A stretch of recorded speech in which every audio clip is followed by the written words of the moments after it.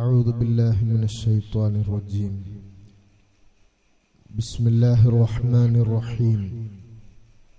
نحمده ونستعينه ونؤمن به ونتوكل عليه ونعوذ بالله من شرور أنفسنا ومن سيئات أعمالنا.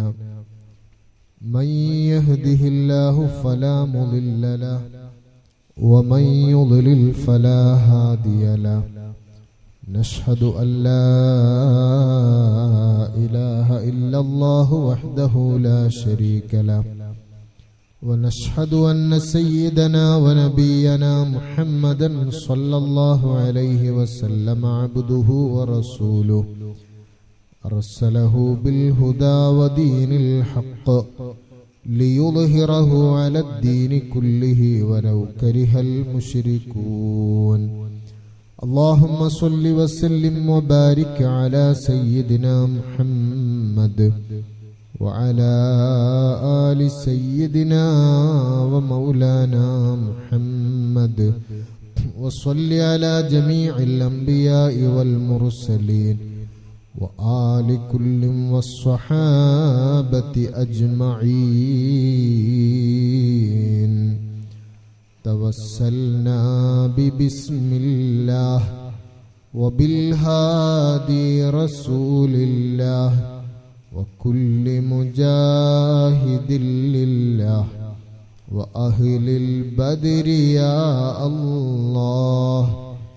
إلهي سلم الأمة من الآفات والنقمة ومن هم ومن غمة بأهل البدر يا الله. صلاة الله سلام الله على طه رسول الله. صلاة الله سلام الله على ياسين حبيب الله. إلهي اغفر وأكرمنا بنيل مطالب منا ودفع مساءة عنا بأهل البدر يا الله. إلهي أنت ذو لطف وذو فضل وذو عطف، وكم من كربة تنفي بأهل البدر يا الله. صلاة الله سلام الله على طه رسول الله. صلاة الله سلام الله على ياسين حبيب الله. وصل على النبي البر بلا حد ولا حصر وآل سادة غر وأهل البدر يا الله. صلاة الله سلام الله على طه رسول الله. صلاة الله سلام الله على ياسين حبيب الله. ബഹുമാനികളെ, അള്ളാഹുവിൻ്റെ മഹത്തായ അനുഗ്രഹത്താൽ വിശുദ്ധ റമളാനിലേക്ക് അള്ളാഹു നമ്മുടെ ആയുസ് നീട്ടിത്തരികയും നോമ്പനുഷ്ഠിക്കാനും സൽക്കർമ്മങ്ങൾ ചെയ്യാനുമൊക്കെ നമുക്ക് കഴിഞ്ഞു. മുൻഗാമികളുടെ അമലുകളൊന്നും നമ്മുടെ ജീവിതത്തിൽ ഇല്ലെങ്കിലും ചെയ്ത അമലുകളൊക്കെയും അള്ളാഹു നമ്മിൽ നിന്ന് കബൂലാക്കുമാറാകട്ടെ. അതിൽ വന്നുപോയ പോരായ്മകളൊക്കെ അള്ളാഹു പരിഹരിച്ച് സ്വീകരിക്കുകയും ഇരു ലോകത്തും വിജയിക്കുന്ന മുത്തഖീങ്ങളുടെ കൂട്ടത്തിൽ അള്ളാഹു നമ്മയൊക്കെ ഉൾപ്പെടുത്തി അനുഗ്രഹിക്കുമാറാകട്ടെ. ആമീൻ യാ റബ്ബൽ ആലമീൻ. രണ്ടാമത്തെ 10 വിട പറയാനിരിക്കുന്ന ഒരു ഘട്ടത്തിലാണ് നാം ഉള്ളത്. അവസാന 10ലേക്ക് പ്രവേശിക്കുകയാണ്. വിശുദ്ധ റമദാൻ ഓരോ ദിനരാത്രങ്ങൾ കഴിയുമ്പോൾ ശ്രേഷ്ഠതയും പവിത്രതയും കൂടി വരികയാണ്. ഏറ്റവും പ്രധാനമായ 10 അവസാനത്തെ 10 എന്നത്. അവസാന 10 ആയാൽ ഹബീബ് നബി സല്ലല്ലാഹു അലൈഹി വസല്ലമ തങ്ങൾ ശദ്ദ മിഅ്സറഹു വഅഹ്യാ ലൈലഹു വഅയ്ഖള അഹ്ലഹു ഹദീസിന്റെ ഗ്രന്ഥങ്ങളിൽ കാണാം. ഒന്ന് അരയും കെട്ടുമൊക്കെ മുറുക്കി രാത്രി സജീവമാക്കി കുടുംബത്തെ ഉണർത്തുന്ന പതിവ് ഹബീബ് നബി സല്ലല്ലാഹു അലൈഹി വസല്ലം തങ്ങൾക്കുണ്ട്. അവസാന 10 ആയാൽ മുഴുവനും ഇഅ്തികാഫിരിക്കുന്ന ശീലമാണ്, ചര്യയാണ് നബി സല്ലല്ലാഹു അലൈഹി വസല്ലം തങ്ങളുടേത്. വഫാത്താകുന്ന വർഷത്തിൽ അവസാനത്തെ 20 ദിവസവും ഇഅ്തികാഫ് പരിപൂർണമായി ഇരുന്നു എന്നും ഹദീസിന്റെ ഗ്രന്ഥങ്ങളിൽ കാണാം. അതൊക്കെയും മനസ്സിലാക്കി തരുന്നത് അവസാന 10ന്റെ മഹത്വമാണ്, ശ്രേഷ്ഠതയാണ്. അതുകൊണ്ട് തന്നെ ഇനിയുള്ള ദിനരാത്രങ്ങൾ ഞാൻ എൻ്റെ നഫ്സിനോട് ഉണർത്തുകയാണ്, നിങ്ങളെയും ക്ഷണിക്കുകയാണ്. കൂടുതൽ സജീവമാകേണ്ട രാവുകളും പകലുകളുമാണ്. വിശുദ്ധ റമളാൻ നമ്മൾ അമൽ ചെയ്താലും ഇല്ലെങ്കിലുമൊക്കെ കഴിഞ്ഞു പോകും. പെരുന്നാൾ വരും. നമ്മൾ ഇവിടെ ജീവിച്ചിരുന്നാലും ഇല്ലെങ്കിലും, നോമ്പ് അനുഷ്ഠിച്ചാലും അനുഷ്ഠിച്ചില്ലെങ്കിലുമൊക്കെയും റമളാൻ വിട പറയും. റമളാൻ വിട പറയുമ്പോൾ 2 വിഭാഗങ്ങൾ ഇവിടെ ഉണ്ടാകും. ഒന്ന്, ആ റമളാൻ അനുകൂലമായി സാക്ഷി നിൽക്കുന്നവരാണ്. രണ്ടാമത്തേത് പ്രതികൂലമായി സാക്ഷി നിൽക്കുന്നവരാണ്. റമളാൻ പ്രതികൂലമായി സാക്ഷി നിന്നാൽ പിന്നെ നമുക്ക് രക്ഷയില്ല. അതുപോലെയാണ് വിശുദ്ധ ഖുർആനും എതിരായി സാക്ഷി നിന്നാൽ. ഇൻഷാ അല്ലാഹ് നമുക്കിന്ന് സംസാരിക്കേണ്ട വിഷയം വിശുദ്ധ ഖുർആനിനെ കുറിച്ചാണ്. വിശുദ്ധ റമളാനും ഖുർആനും അനുകൂലമായി സാക്ഷി നിൽക്കുന്നവരിൽ നമ്മെ അല്ലാഹു ഉൾപ്പെടുത്തി അനുഗ്രഹിക്കട്ടെ. ആമീൻ. റമളാനും ഖുർആനും ശുപാർശ പറയുന്ന വിഭാഗങ്ങളെക്കുറിച്ചും നബി സല്ലല്ലാഹു അലൈഹി വസല്ലം തങ്ങൾ പറയുന്നുണ്ട്. നാളെ ഖിയാമത്ത് നാളിൽ ആഖിറത്തിൽ വെച്ച് സജ്ജനങ്ങൾ, അടിമകൾ ഭക്ഷണം ഒഴിവാക്കിയത് എനിക്ക് വേണ്ടിയാണ് എന്ന് പറഞ്ഞ് നോമ്പ് നമുക്ക് സാക്ഷി പറയും. അള്ളാഹുവിനോട് സാക്ഷി ശുപാർശ സ്വീകരിക്കാൻ വേണ്ടി ചോദിക്കും.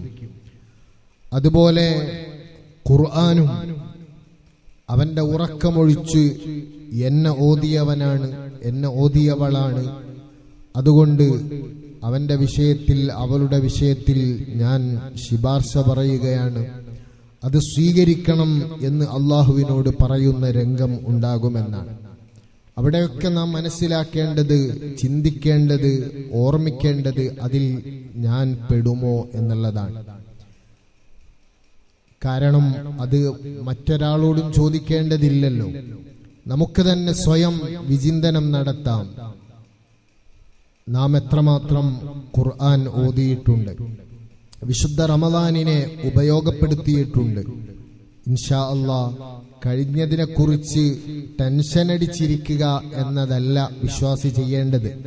മറിച്ച് അതിലുള്ള പോരായ്മകളെ കുറിച്ച് ഓർക്കുന്നതോടൊപ്പം വെറുതെ ഇരിക്കാതെ ഇനിയുള്ള സമയം സജീവമാക്കാൻ ശ്രമിക്കണം.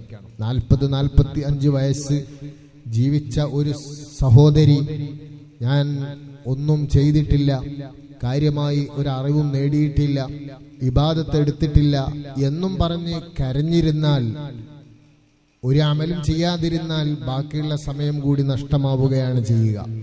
അതേ സമയത്ത് ഇനി എത്രയാണ് എനിക്ക് ആയുസ്സെന്നറിയില്ല, ആ ആയുസ്സെങ്കിലും ഞാൻ ഉപയോഗപ്പെടുത്തണം എന്ന ചിന്തയോടെ സജീവമായി അള്ളാഹുവിന് വഴിപ്പെടുന്നതിൽ പരിശ്രമിക്കുകയാണ് വേണ്ടത്. അതുപോലെ അവസാന നിമിഷങ്ങൾ, വളരെ പ്രധാനപ്പെട്ട രാവുകൾ, ലൈലത്തുൽ ഖദർ കൂടുതൽ പ്രതീക്ഷിക്കേണ്ട രാവുകളാണ് ഇന്ന് മഗ്രിബോടെ നമ്മുടെ മുന്നിലേക്ക് വരുന്നത്. വിശുദ്ധ റമദാനിൽ ഏത് രാത്രിയിലും ലൈലത്തുൽ ഖദർ ആകാം. കാരണം ഖുർആൻ ഇറങ്ങിയത് റമദാനിലാണ് എന്ന് റമദാനിന്റെ മഹത്വം പറഞ്ഞപ്പോൾ പറഞ്ഞു, ഷഹ്റു റമദാൻ അല്ലദീ ഉൻസില ഫീഹിൽ ഖുർആൻ. വിശുദ്ധ റമദാൻ ഖുർആനിന്റെ മാസമാണ്, ഖുർആൻ അവതരിപ്പിക്കപ്പെട്ട മാസമാണ്. മറ്റൊരു സ്ഥലത്ത് പറഞ്ഞത് ഇന്നാ അൻസൽനാഹു ഫീ ലൈലത്തുൽ ഖദർ, നാം ആ ഖുർആനിനെ അവതരിപ്പിച്ചത് ലൈലത്തുൽ ഖദറിലാണ്. അപ്പോൾ റമദാനിലാണ് ലൈലത്തുൽ ഖദർ എന്നത് നമുക്ക് ഖണ്ഡിതമായി പറയാം. പക്ഷേ ഏത് രാവിലാണ്, ഏതുമാകാം. നബി സല്ലല്ലാഹു അലൈഹി വസല്ലമ തങ്ങൾ കൂടുതൽ പ്രതീക്ഷിക്കാൻ നമ്മോട് ആവശ്യപ്പെട്ടത് അവസാന 10-ലാണ്. ആ അവസാന 10 തന്നെ ഒറ്റയിട്ട രാവുകളിൽ 21-ാം രാവാണ് ഇന്ന് മഗ്രിബോടുകൂടെ ആവുന്നത്. അതടക്കമുള്ള 23, 25, 27, 29 രാവുകൾ കൂടുതൽ ലൈലത്തുൽ ഖദർ ആകാൻ സാധ്യതയുള്ള രാവുകളാണ്. ആ രാവ് ഷോപ്പിങ്ങിന് ഇറങ്ങി അങ്ങാടികളിൽ തിരിഞ്ഞു നടന്ന് നശിപ്പിക്കുന്നവരാകരുത് നാമും നമ്മുടെ മക്കളും. നമ്മുടെ മക്കളെ കൂടുതൽ സജീവമാക്കേണ്ട ഒരു 10-ആണ് നമ്മുടെ മുന്നിലേക്ക് വരുന്നത്.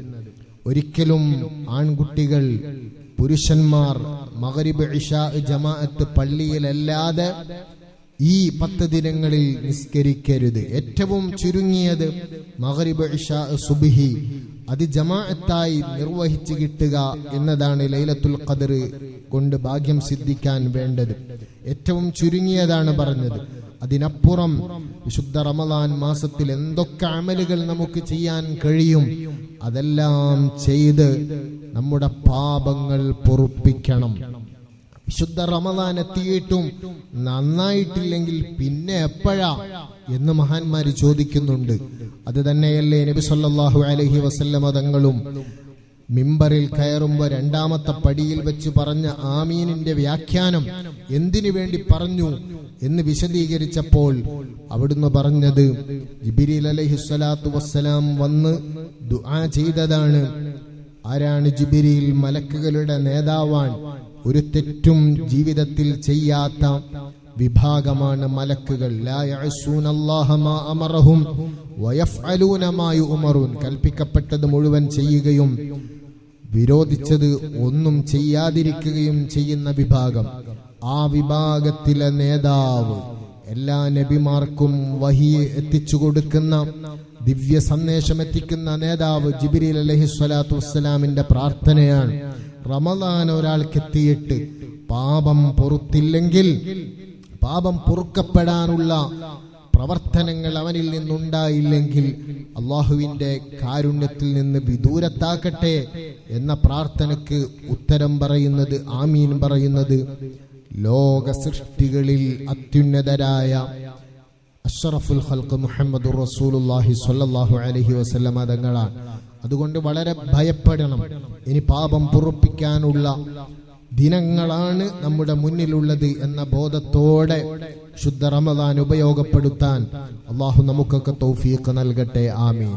റമദാനുമായി ബന്ധപ്പെട്ട് കിടക്കുന്നതാണ് ഖുർആൻ. ഖുർആനുമായി നമുക്ക് ബന്ധം വേണം. ഖുർആനുമായി ബന്ധപ്പെട്ടതിനാണ് ഏറ്റവും സ്ഥാനങ്ങളുള്ളത്. ഏറ്റവും വിശുദ്ധ ഭൂമി അത് മക്കയാണ്. ആ മക്കയും മദീനയും വിശുദ്ധ ഖുർആൻ അവതരിച്ച സ്ഥലങ്ങളാണ്. മലക്കുകളുടെ നേതാവിനെ പറ്റി പറഞ്ഞല്ലോ, അത് ജിബ്രീൽ അലൈഹിസ്സലാമാണ്.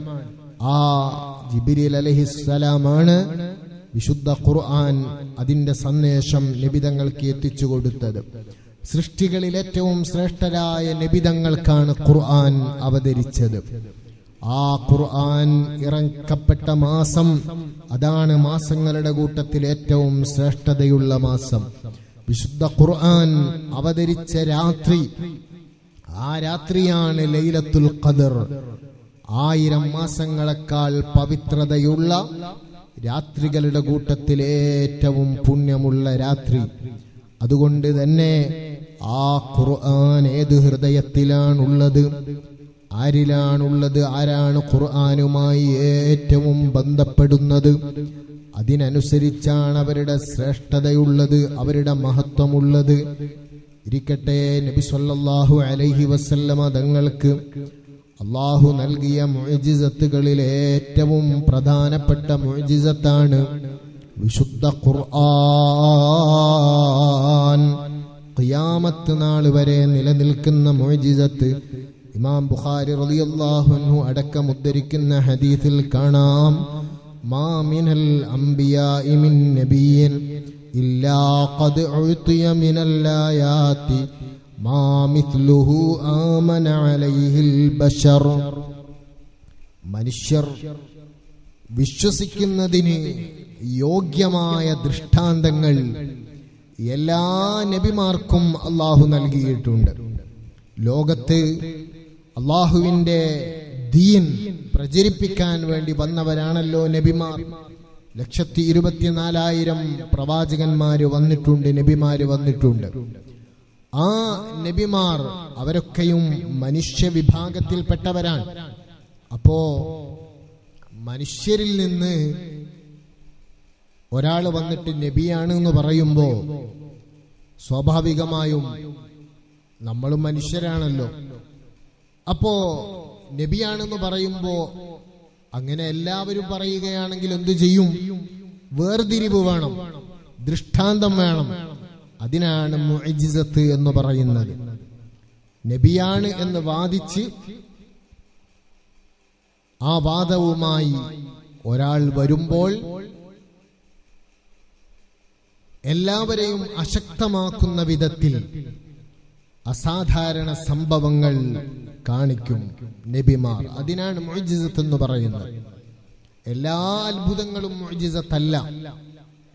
അതേസമയം നബിമാരിൽ നിന്നുണ്ടാകുന്ന നുബുവത്തിന് ശേഷം ഉണ്ടാകുന്ന അസാധാരണ സംഭവങ്ങൾക്കാണ് മുഅ്ജിസത്ത് എന്ന് പറയുന്നത്. അത്ഭുതങ്ങളല്ലാതെയും ഉണ്ടാകും. നബിമാർക്ക് തന്നെ നുബുവത്തിന്റെ മുമ്പ് അത്ഭുതങ്ങൾ ഉണ്ടാകും. അതിന് ഇർഹാസ് എന്നാണ് പറയുന്നത്, അസ്ഥിഭാരമിടുക. നബി സല്ലല്ലാഹു അലൈഹി വസല്ലം തങ്ങൾ പറയാറില്ലേ, നുബുവത്തിന്റെ മുമ്പ് തന്നെ മേഘം തണലിട്ട് കൊടുത്ത സംഭവങ്ങൾ ഉണ്ടായിട്ടുണ്ട്. അത് അത്ഭുതമാണ്. നബിതങ്ങൾ സഞ്ചരിക്കുന്നിടത്തെല്ലാം മേഘം തണലായി സഞ്ചരിക്കുകയാണ്. പിന്നെയോ അവിടുന്ന് പറഞ്ഞു, മക്കയിൽ ഉണ്ടൊരു കല്ല്, ഇന്നി ലഅരിഫു ഹജറൻ കാന യുസല്ലിമു അലയ്യ ഖബ്ല അൻ ഉബഅസ. എനിക്ക് പ്രവാചകത്വ നിയോഗം ലഭിക്കുന്നതിന് മുമ്പ്, പ്രവാചകനാകുന്നതിന് മുമ്പ്, നുബുവത്ത് ലഭിക്കുന്നതിന് മുമ്പ് തന്നെ ആ കല്ല് എനിക്ക് സലാം പറയാറുണ്ടായിരുന്നു.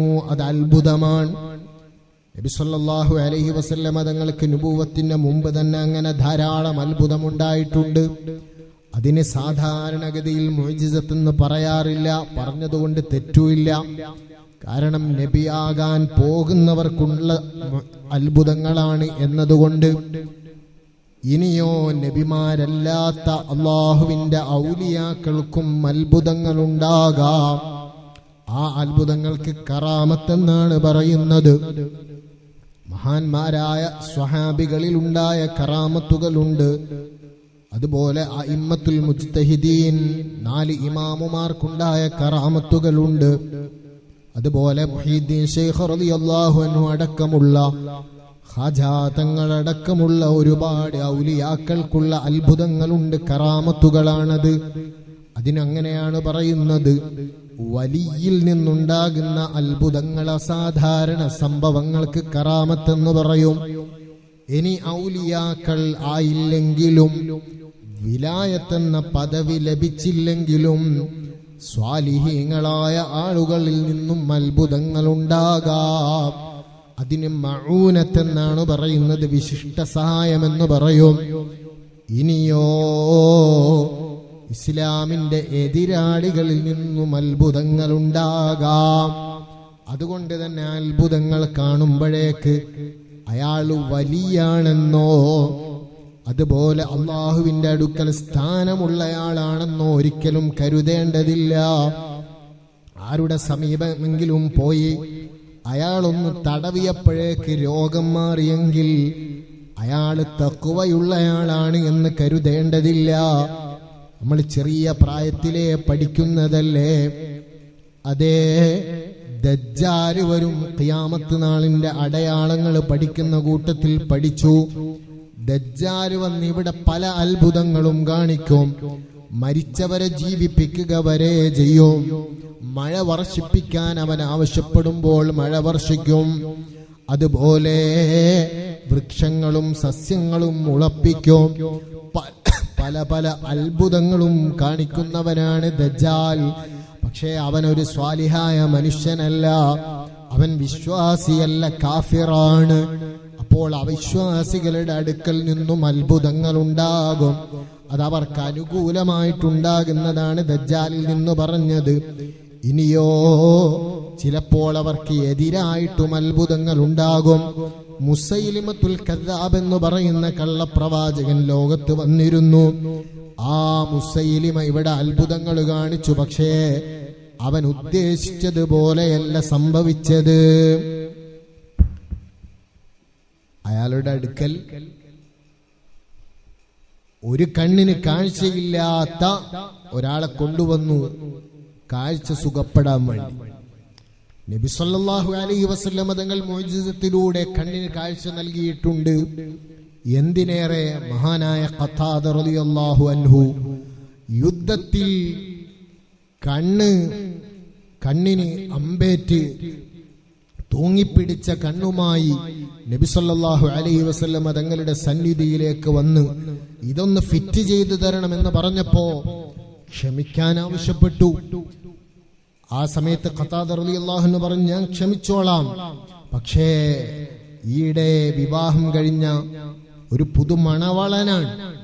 ഈ കണ്ണുമായിട്ട് എന്റെ ഭാര്യയുടെ സമീപത്തെത്തിയാൽ ഭാര്യയ്ക്ക് സഹിക്കാൻ കഴിഞ്ഞുകൊള്ളണമെന്നില്ല, അതുകൊണ്ട് സുഖപ്പെടുത്തി തരണമെന്ന് പറഞ്ഞപ്പോ അവിടുത്തെ പവിത്രമായ ഉമിനീര് പുരട്ടി അത് ഫിറ്റ് ചെയ്തപ്പോൾ ഖത്താദ റളിയല്ലാഹു അൻഹു തന്നെ പിൽക്കാലത്ത് പറഞ്ഞിട്ടുണ്ട്, എന്റെ മറ്റേ കണ്ണിന് പലപ്പോഴും ചെങ്കണ്ണ് ബാധിച്ചാലും രോഗം വന്നാലും നബിതങ്ങൾ ഫിറ്റ് ചെയ്ത കണ്ണിന് ഒരു രോഗവും പിന്നീട് വന്നിട്ടില്ല. അത് നബിതങ്ങളുടെ മഹത്വം ലോകത്തിന് വെളിപ്പെടുത്താൻ അല്ലാഹു കൊടുത്തതാണ് ആ പവർ. അങ്ങനെ മുഅ്ജിസത്തിലൂടെ നബിതങ്ങൾ ശരിപ്പെടുത്തിയിട്ടുണ്ട്. ഇത് മനസ്സിലാക്കിയ മുസൈലിമത്തുൽ കദ്ദാബ് എന്ത് ചെയ്യുന്നു? ആ കണ്ണിന് തടവുകയാണ്. തടവിയപ്പോഴോ മുസൈലിമയുടെ അടുക്കലേക്ക് വന്ന ആ സഹോദരന്റെ കാഴ്ചയില്ലാത്ത രോഗം വന്ന കണ്ണിന് തടവിയപ്പോ ആ നിമിഷം തന്നെ നല്ല കണ്ണിട്ട് മറ്റേ ഭാഗത്ത് ആ കണ്ണും കൂടി കേടുവന്നു. അത് അത്ഭുതമാണല്ലോ. ഒരു കണ്ണിന് കാഴ്ചയില്ലാത്ത ഒരാളുടെ കണ്ണിന് തടവിയാൽ മറ്റേ കണ്ണും കൂടി പൊട്ടിക്കാൻ നമുക്ക് കഴിയുമോ? ഇല്ലല്ലോ. അത്ഭുതമാണത്, അസാധാരണ സംഭവമാണ്. പക്ഷേ മുസൈലിമത്ത് ഉദ്ദേശിച്ചതിന് എതിരായിട്ടാണ് ആ അത്ഭുതങ്ങൾ വന്നത്. അങ്ങനെയും ഉണ്ടാകും. അതിന് ഇഹാനത്ത് എന്നാണ് പറയുന്നത്, മുഅ്ജിസത്ത് എന്നല്ല. അനുകൂലമായിട്ടുണ്ടാകുമ്പോൾ അതിന് ഇസ്തിദ്റാജ് എന്ന് പറയും. അതുകൊണ്ട് തന്നെ ചില ആളുകൾക്ക് തോന്നും, എല്ലാ ധിക്കാരങ്ങളും ഭൂമിയിൽ ചെയ്ത് നിസ്കരിക്കില്ല, കള്ളും കുടിച്ച് നടന്ന് പണം ധൂർത്തടിച്ച് പലിശ വാങ്ങി ഇങ്ങനെയൊക്കെ ജീവിക്കുന്ന ആളുകൾക്കും സൗകര്യങ്ങളൊക്കെ പിന്നെയും പിന്നെയും കൂടി വരുന്നുണ്ടല്ലോ എന്നാരും തെറ്റിദ്ധരിക്കേണ്ടതില്ല. അത് ഈ ഭൗതിക ലോകത്തിന്റെ കിടപ്പങ്ങനെയാണ്. അള്ളാഹു ഉദ്ദേശിച്ചവർക്ക് ഉദ്ദേശിച്ചത് കൊടുക്കും. നഹ്നു ഖസംനാ ബൈനഹും മഈശതഹും ഫിൽ ഹയാത്തിദ് ദുനിയ. ഭൗതിക ലോകത്ത് ആർക്ക് എന്ത് എങ്ങനെ കൊടുക്കണം അതൊക്കെ തീരുമാനിക്കുന്നത് റബ്ബാണ്. അപ്പൊ ചില സ്വാലിഹീങ്ങളായ ആളുകൾക്ക് ദാരിദ്ര്യമായിരിക്കും ഉണ്ടാകുന്നത്. അതേ സമയത്ത് പാവപ്പെട്ട ആളുകൾക്ക്, അള്ളാഹുവിനെ ധിക്കരിച്ച് നടക്കുന്നവർക്ക് സമ്പാദ്യങ്ങൾ അള്ളാഹു നൽകിയേക്കാം, അധികാരങ്ങൾ നൽകിയേക്കാം, മറ്റ് പല സൗകര്യങ്ങളും നൽകിയേക്കാം. കാരണം ഭൗതിക ലോകമെന്നത് അത് ജയപരാജയത്തിന്റെ ലോകമേ അല്ല, ഇവിടെ പരീക്ഷണത്തിന്റെ ലോകമാണ്. എല്ലാം നൽകുന്നത് പരീക്ഷണമാണ്. വനബ്ലൂക്കും ബിൽ ഖൈരി വശർരി ഫിത്ന വഇലൈനാ തുർജഊൻ. ഇവിടെ നേട്ടങ്ങൾ ലഭിക്കുന്നതും കോട്ടങ്ങൾ ഉണ്ടാകുന്നതും എല്ലാം പരീക്ഷണത്തിന് വേണ്ടിയാണ്. സമ്പൽ സമൃദ്ധിയോടെ ജീവിച്ച സുലൈമാൻ നബി അലൈഹിസ്സലാത്തു വസ്സലാം സർവ്വ അധികാരങ്ങളും ലഭിച്ച മഹാൻ ലോകത്ത് കഴിഞ്ഞിട്ടുണ്ട്. അതേസമയം ദാരിദ്ര്യത്തിൽ ജീവിച്ച ഈസ നബി അലൈഹിസ്സലാത്തു വസ്സലാം ഉണ്ട്. പൊട്ടക്കിണറ്റിൽ കിടക്കേണ്ടി വന്ന യൂസുഫ് നബി അലൈഹിസ്സലാം, ആ നേതാവ് തന്നെ കൊള്ളക്കാരുടെ ഇടയിൽ ജയിലിൽ കഴിയേണ്ടി വന്നിട്ടുണ്ട്. ആ നേതാവ് തന്നെ സലീഹയുടെ കൊട്ടാരത്തിൽ കഴിയേണ്ടി വന്നിട്ടുണ്ട്. ആ നേതാവ് തന്നെ ഭരണ അധികാരത്തിൽ മന്ത്രി പദവിയിൽ എത്തിയിട്ടുണ്ട്. ഈ ഭൗതിക ലോകം അങ്ങനെയാണ്. പക്ഷേ ഏത് ഘട്ടത്തിലും അള്ളാഹുവിനെ മറന്നുപോകാതെയുള്ള ജീവിതമാണ് വിശ്വാസിക്ക് വേണ്ടത്. ഇരിക്കട്ടെ, അങ്ങനെ അത്ഭുതങ്ങൾ പലതുമുണ്ട്. എന്നാൽ നബിമാരിൽ നിന്നുണ്ടാകുന്ന അത്ഭുതങ്ങളാണ് മുഅ്ജിസത്ത്. അതെന്തിനാണ് അള്ളാഹു നൽകുന്നത്? ശത്രു സമൂഹം ആവശ്യപ്പെടുമ്പോഴാണ്. വെല്ലുവിളിയുടെ സ്വരത്തിൽ അവര് വരും, നിങ്ങൾ നബിയാണ് എന്നതിന് തെളിവെന്താണ്? അതല്ലേ അറിയില്ലേ? സ്വാലിഹ് നബി അലൈഹിസ്സലാത്തു വസ്സലാം, ആ നബി വന്നപ്പോൾ അനുയായികൾ പറഞ്ഞില്ലേ, ഈ കാണുന്ന പാറക്കല്ലിൽ നിന്ന് പൂർണ്ണ ഗർഭിണിയായ ഒട്ടകം പ്രസവിക്കണം, ഒട്ടകം പുറപ്പെടുവിക്കണം ഒട്ടകത്തെ. ആ ഒട്ടകം പുറത്തു വന്ന ഉടനെ ആ ഗർഭിണിയായ ഒട്ടകം പ്രസവിക്കുകയും വേണം. സുബ്ഹാനല്ലാഹ്, അത്ഭുതമല്ലേ? ആ ഒരു വലിയ വെല്ലുവിളിയാണ് സമൂഹം നടത്തിയത്. അത് അല്ലാഹു സ്വാലിഹ് നബി അലൈഹിസ്സലാത്തു വസ്സലാമിന്റെ മുഅ്ജിസത്തായി ആ പാറക്കല്ലിലൂടെ പുറപ്പെടുവിച്ചു. പക്ഷേ അല്പം ആളുകൾ മാത്രമേ അത് വിശ്വസിച്ചുള്ളൂ. അത് മറ്റൊരു വിഷയം. പക്ഷേ നബിയാണ് എന്നതിന് മാനദണ്ഡമായി ശത്രുക്കൾ വെല്ലുവിളിക്കുന്ന സമയത്ത് ആ നബിയിലൂടെ അള്ളാഹു വെളിപ്പെടുത്തും. അത് അനുകൂലമായിട്ട് മാത്രമേ വെളിപ്പെടുത്തൂ. അപ്പോഴല്ലേ നബിയാണെന്ന് ബോധ്യപ്പെടൂ. അപ്പൊ ആ ശത്രുക്കൾ പറഞ്ഞതുപോലെ വെളിപ്പെട്ടു. നബി സല്ലല്ലാഹു അലൈഹി വസല്ലമ തങ്ങളോട് പറഞ്ഞില്ലേ, അതാ കാണുന്ന ചന്ദ്രനെ 2 കഷ്ണമാക്കിയിട്ട് മാറ്റണം, എങ്കിൽ ഞങ്ങൾ വിശ്വസിച്ചോളാം. അത് നബി സല്ലല്ലാഹു അലൈഹി വസല്ലമ തങ്ങൾ ചെയ്തു കാണിച്ചു കൊടുത്തു. അള്ളാഹു അതിനുള്ള കഴിവ് നൽകി. നബി തങ്ങളുടെ വലിയ മുഅ്ജിസത്തുകളിൽ പ്രധാനപ്പെട്ട ഒന്നല്ലേ ചന്ദ്രൻ പിളർന്ന സംഭവം. അത് കണ്ടുകൊണ്ടല്ലേ കേരളത്തിൽ നിന്ന് പോയ ചേരമാൻ പെരുമാൾ താജുദ്ദീൻ എന്ന പേര് സ്വീകരിച്ച് സ്വഹാബിയായി മടക്കയാത്രയിൽ ളിഫാർ എന്ന സ്ഥലത്ത് വെച്ച് അതേ ഇന്നത്തെ സ്വലാലയിൽ മരണപ്പെടുകയും അവിടെ അന്ത്യവിശ്രമം കൊള്ളുകയും ചെയ്യുന്നുണ്ട്. ഇരിക്കട്ടെ, അങ്ങനെ വെല്ലുവിളിക്കുന്ന സമയത്തിൽ നബിയാണെന്ന് ബോധ്യപ്പെടുത്താൻ അത്ഭുതങ്ങൾ അവരിലൂടെ ഉണ്ടാകും. അതുപോലെ മുഹമ്മദ് നബി സല്ലല്ലാഹു അലൈഹി വസല്ലമ തങ്ങൾക്ക് ധാരാളം അത്ഭുതങ്ങൾ ഉണ്ടായിട്ടുണ്ട്. മൃഗങ്ങൾ സംസാരിച്ചതുണ്ട്, കല്ലുകൾ സലാം പറഞ്ഞതുണ്ട്, അതേ പല മൃഗങ്ങളും സാക്ഷി പറഞ്ഞതുണ്ട്. അവിടുത്തെ കൈവിരലുകൾക്കിടയിലൂടെ നീരുറവ വന്നതുണ്ട്, ശുദ്ധജലം വന്നതുണ്ട്. ചുരുങ്ങിയ ഭക്ഷണം 1000 ആളുകൾക്ക് 10,000 ആളുകൾക്ക് തികയുന്ന വിധം ബറക്കത്തുള്ളതായ അത്ഭുതങ്ങളുണ്ട്. ഇങ്ങനെ തുടങ്ങി ഒരൊറ്റ വാക്കുകൊണ്ട് ഇസ്ലാമിലേക്ക് കടന്നു വന്നതുണ്ട്. തടവിയപ്പോൾ രോഗം സുഖപ്പെട്ടതുണ്ട്. ഇങ്ങനെ തുടങ്ങി ആയിരക്കണക്കിന് മുഅ്ജിസത്തുകൾ നബി സല്ലല്ലാഹു അലൈഹി വസല്ലമ തങ്ങളിലൂടെ ഉണ്ടായിട്ടുണ്ട്. അതുപോലെ അവിടുത്തെ പ്രവചനങ്ങളിലൂടെ അത്ഭുതങ്ങൾ ലോകത്തിന് കാണാൻ കഴിഞ്ഞിട്ടുണ്ട്. അങ്ങനെ തുടങ്ങി പല മുഅ്ജിസത്തുകളും നബി സല്ലല്ലാഹു അലൈഹി വസല്ലമ തങ്ങളിലൂടെയുണ്ട്. എന്നാൽ എല്ലാ പ്രവാചകന്മാർക്കും അന്ത്യം കുറിച്ച് വന്ന ഖാതിമുൻ നബിയീൻ മുഹമ്മദുർ റസൂലുള്ളാഹി സ്വല്ലല്ലാഹു അലൈഹി വസല്ലമ തങ്ങളുടെ ഏറ്റവും വലിയ മുഅ്ജിസത്ത് ഏതാണ്? റദ്ദത്ത് ബലാഗതുഹാ ദഅവാ മുഅരിളിഹാ റദ്ദൽ ഗായൂരി യദൽ ജാനി അനിൽ ഹുറൂമി دامت لدينا ففاقت كل معجزة من النبيين إذ جاءت ولم تدومي. ഏറ്റവും വലിയ മുഅ്ജിസത്ത് അത് വിശുദ്ധ ഖുർആനാണ്. അതാണ് ഈ ഹദീസിലൂടെ നബി സല്ലല്ലാഹു അലൈഹി വസല്ലം തങ്ങൾ പറഞ്ഞത്, മാ മിനൽ അംബിയാഇ മിൻ നബിയ്യിൻ ഇല്ലാ ഖദ് ഉഅ്തിയ മിനൽ ആയാതി മാ മിസ്ലുഹു ആമന അലൈഹിൽ ബശർ. മനുഷ്യർ വിശ്വസിച്ച് അംഗീകരിക്കുന്നതിന് യോഗ്യമാകുന്ന വിധത്തിൽ ഓരോ നബിമാർക്കും ദൃഷ്ടാന്തം നൽകിയിട്ടുണ്ട്. വഇന്നമാ കാനല്ലദീ ഊതീതു വഹ്യൻ ഔഹല്ലാഹു ഇലയ്യ. എനിക്ക് നൽകിയ മുഅ്ജിസത്തുകളിൽ ഏറ്റവും പ്രധാനം അത് വിശുദ്ധ ഖുർആനാണ്. അത് ഖിയാമത്ത് നാൾ വരെ നിലനിൽക്കുന്ന മുഅ്ജിസത്താണ്.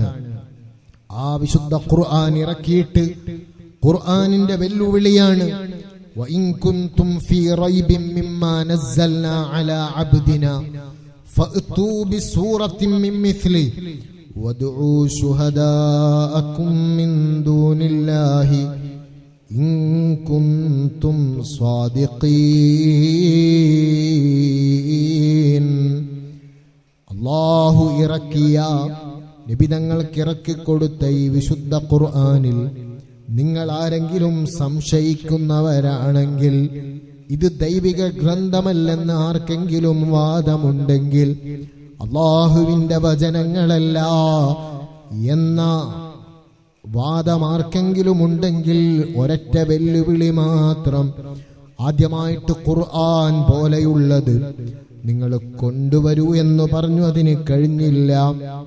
10 സൂറത്തെങ്കിലും കൊണ്ടുവരാൻ ആവശ്യപ്പെട്ടു. അതിനും കഴിയാതെ വന്നപ്പോ അവസാനത്തെ വെല്ലുവിളിയാണ് ഫഅ്തൂ ബിസൂറത്തിൻ മിൻ മിസ്ലിഹി. ഏറ്റവും ചുരുങ്ങിയ സൂറത്ത് സൂറത്തുൽ കൗസർ, അതിനോളം തുല്യമായതെങ്കിലും നിങ്ങൾ കൊണ്ടുവരൂ. വദ്ഉ ശുഹദാഅകും മിൻ ദൂനില്ലാഹ്.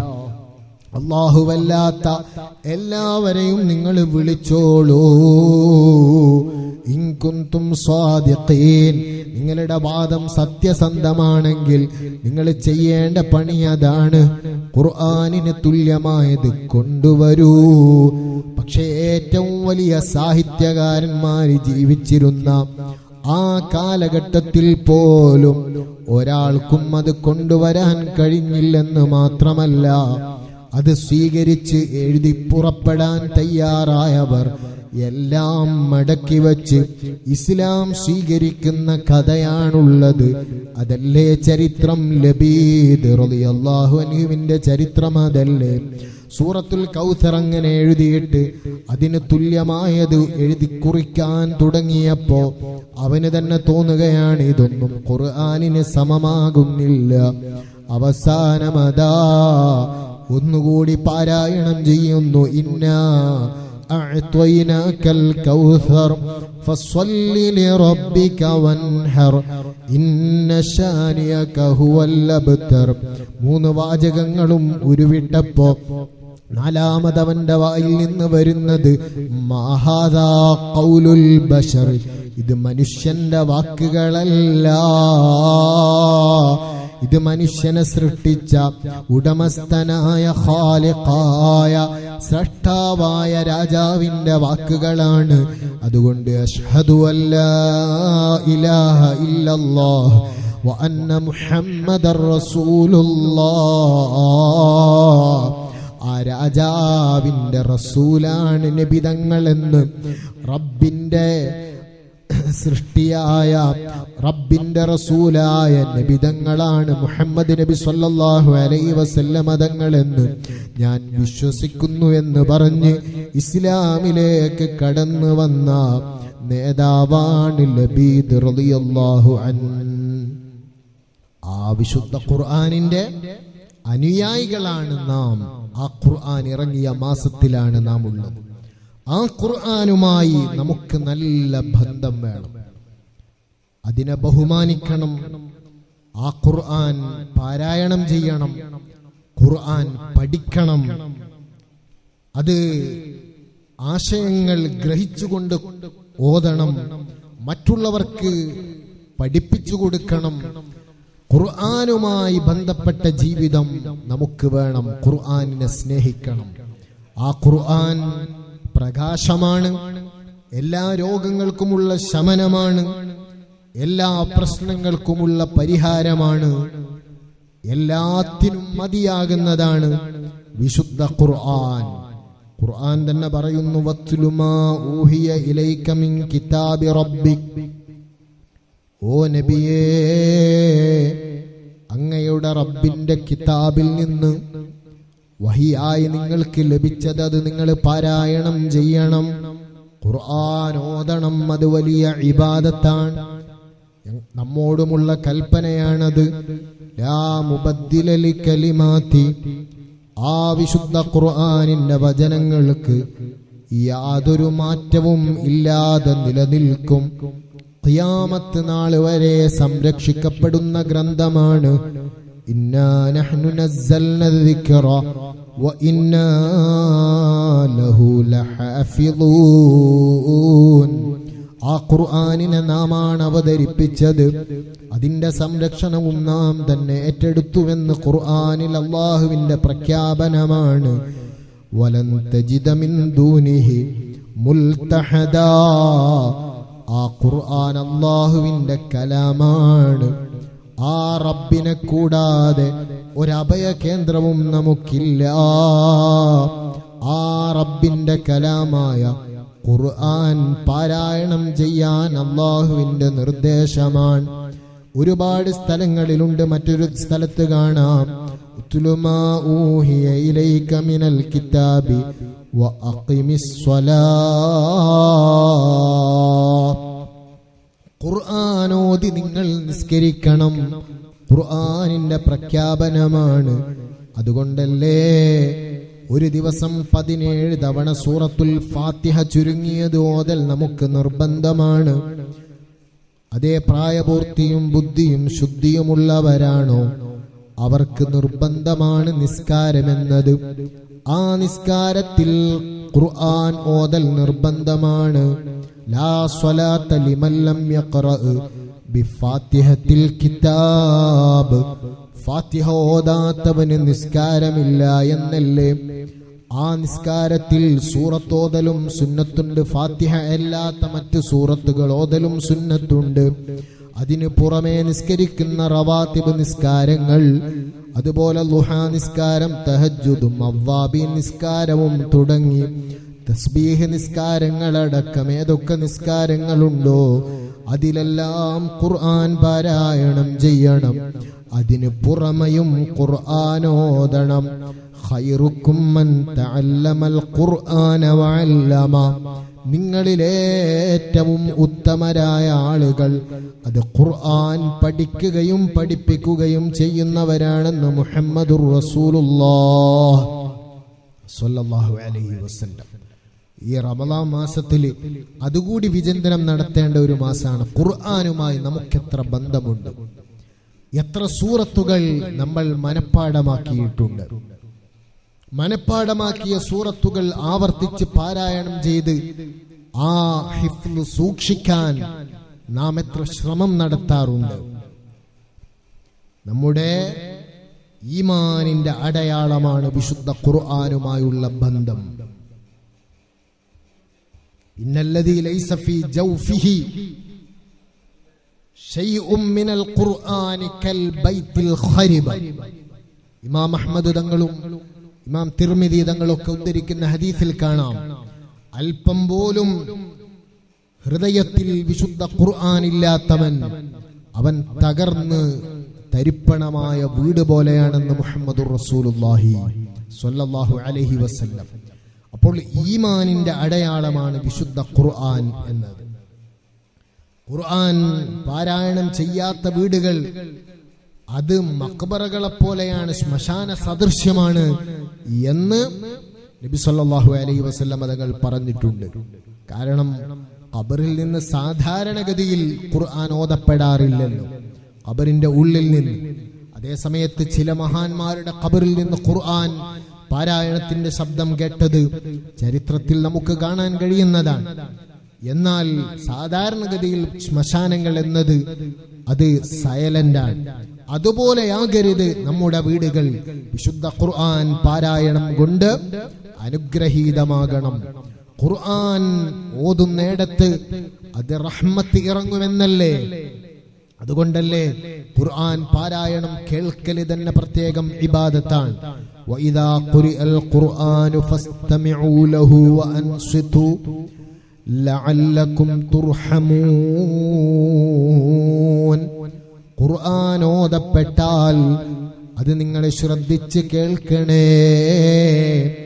അന്യ സംസാരങ്ങളൊന്നുമില്ലാതെ ശ്രദ്ധയോടെ കേൾക്കണം. ലഅല്ലകും തുർഹമൂൻ, എന്നാൽ നിങ്ങൾക്ക് റഹ്മത്ത് ചൊരിക്കപ്പെടുമെന്ന് വിശുദ്ധ ഖുർആൻ തന്നെ പ്രഖ്യാപിക്കുകയാണ്, പഠിപ്പിക്കുകയാണ്.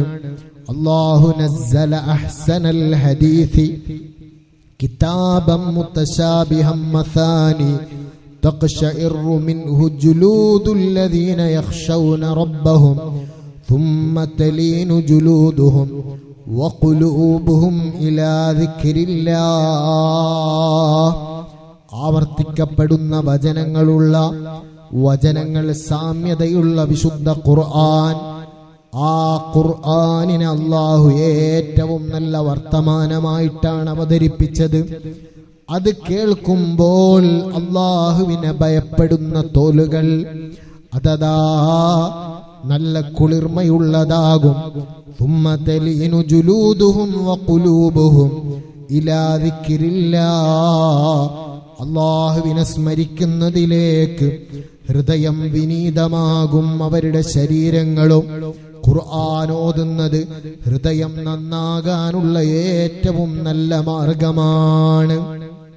ഹൃദയം ശുദ്ധിയാകാനുള്ള ഏറ്റവും നല്ല മാർഗമാണ് വിശുദ്ധ ഖുർആനിന്റെ പാരായണം. എല്ലാ വിഷയങ്ങളും അടങ്ങിയതല്ലേ ഖുർആൻ. മാ ഫറത്നാ ഫിൽ കിതാബി മിൻ ഷൈ, ഒരു വിഷയവും ഖുർആനിൽ പറയാതെ പോയിട്ടില്ല. വലഖദ് ളറബ്നാ ലിന്നാസി ഫീ ഹാദൽ ഖുർആനി മിൻ കുല്ലി മസൽ, എല്ലാ ഉപമകളും വിശുദ്ധ ഖുർആനിൽ അല്ലാഹു മനുഷ്യർക്ക് വേണ്ടി ഉപമ നടത്തിയിട്ടുണ്ട് എന്നും ഖുർആൻ പറയുകയാണ്. അതുകൊണ്ട് ഖുർആനിനെ ബഹുമാനിക്കണം, ഖുർആനിന്റെ അഹ്ലുകാരെയും ബഹുമാനിക്കണം. അഹ്ലുല്ലാഹി ഫിദ്ദുനിയ അല്ലദീന യഖറഊനൽ ഖുർആൻ. ദുനിയാവിലെ അല്ലാഹുവിന്റെ ആളുകൾ എന്ന് പറഞ്ഞാൽ ആരാണ്? അവര് ഖുർആൻ ഓതുന്നവരാണ്. ചില മഹാന്മാര് പറഞ്ഞത് കാണാം, ആഖിറുസ്സമാൻ എത്തുമ്പോ പല അമലുകളും കൂടും. നിസ്കരിക്കുന്ന ആളുകൾ കൂടും, അതുപോലെ സ്വതക്ക കൊടുക്കുന്ന ആളുകൾ കൂടും. പക്ഷേ ഖുർആൻ പാരായണം ചെയ്യുന്നവർ കുറഞ്ഞു കുറഞ്ഞു വരും. മുൻഗാമികളായ ഉമ്മമാർ, അതുപോലെ കാരണവന്മാർ, ഉപ്പമാർ, അവരൊക്കെ എത്ര ഖത്മുകളാണ് സാധാരണഗതിയിൽ തന്നെ ഓതാറുള്ളത്. വിശുദ്ധ റമദാൻ വന്നാൽ പിന്നെ പറയേണ്ടതില്ല.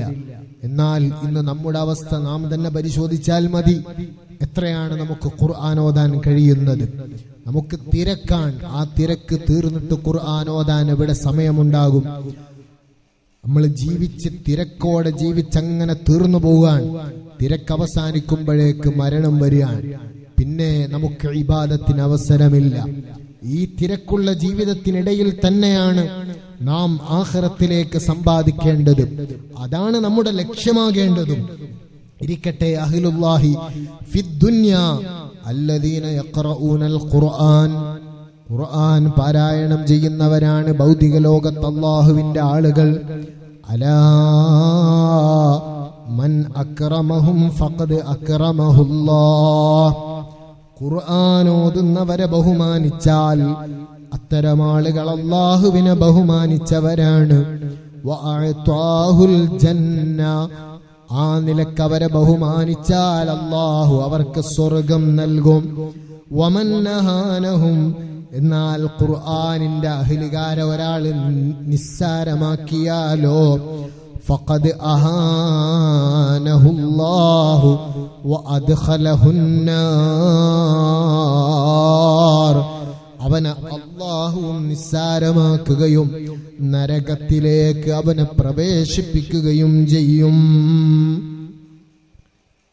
ഖുർആനിനോട് മുസ്ഹഫിനോടെല്ലാം നമുക്ക് ബഹുമാനം വേണം. ഇരിക്കട്ടെ, അതിന്റെ ആദാബുകൾ പറയുമ്പോൾ നമുക്കത് പറയാം. അപ്പോൾ കഴിവിന്റെ പരമാവധി വിശുദ്ധ ഖുർആൻ ഓതണം, നിസ്കാരത്തിലും അല്ലാതെയും ഓതണം. അതുപോലെ സ്വന്തത്തിനു വേണ്ടി ഓതണം. ആ ഖുർആൻ ഓതി മരണപ്പെട്ടവർക്ക് വേണ്ടി ഹദിയ ചെയ്യണം. നബി സല്ലല്ലാഹു അലൈഹി വസല്ലം തങ്ങൾ പറഞ്ഞില്ലേ, ഇഖ്റഉ അലാ മൗതാകും സൂറത യാസീൻ, നിങ്ങളിൽ നിന്ന് മരണപ്പെട്ടവരുടെ പേരിൽ നിങ്ങൾ സൂറത്തു യാസീൻ ഓതണം. രണ്ട് വ്യാഖ്യാനങ്ങൾ മഹാന്മാർ ആ ഹദീസിന് പറഞ്ഞിട്ടുണ്ട്. ഒന്ന്, മൗതാക്കും എന്ന് പറഞ്ഞാൽ അത് മരണം ആസന്നമായവരാണ്, അവരുടെ പേരിലും ഓതണം, അവരുടെ സമീപത്ത് വെച്ചും യാസീൻ സൂറത്ത് ഓതണം. അതേ സമയത്ത് മൗതാക്കും എന്ന് പറഞ്ഞാൽ അതിന്റെ നേരെ അർത്ഥം മരിച്ചവർ എന്നാണ്.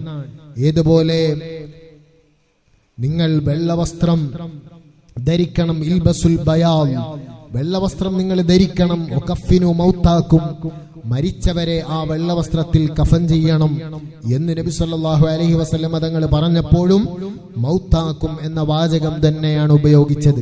അവിടെ മരണം ആസന്നമായവർക്ക് വെള്ളവസ്ത്രം ധരിപ്പിക്കണം എന്നല്ലല്ലോ അർത്ഥം, മരിച്ചവർക്കെന്നാണ്. അതുപോലെ മരണപ്പെട്ടവർക്ക് അവരുടെ സമീപത്ത് വെച്ച് യാസീൻ സൂറത്തോതി, അതല്ലെങ്കിൽ അവരുടെ സമീപത്തല്ലെങ്കിലും അവർക്ക് വേണ്ടി ഓതി ഹദിയ ചെയ്യണം.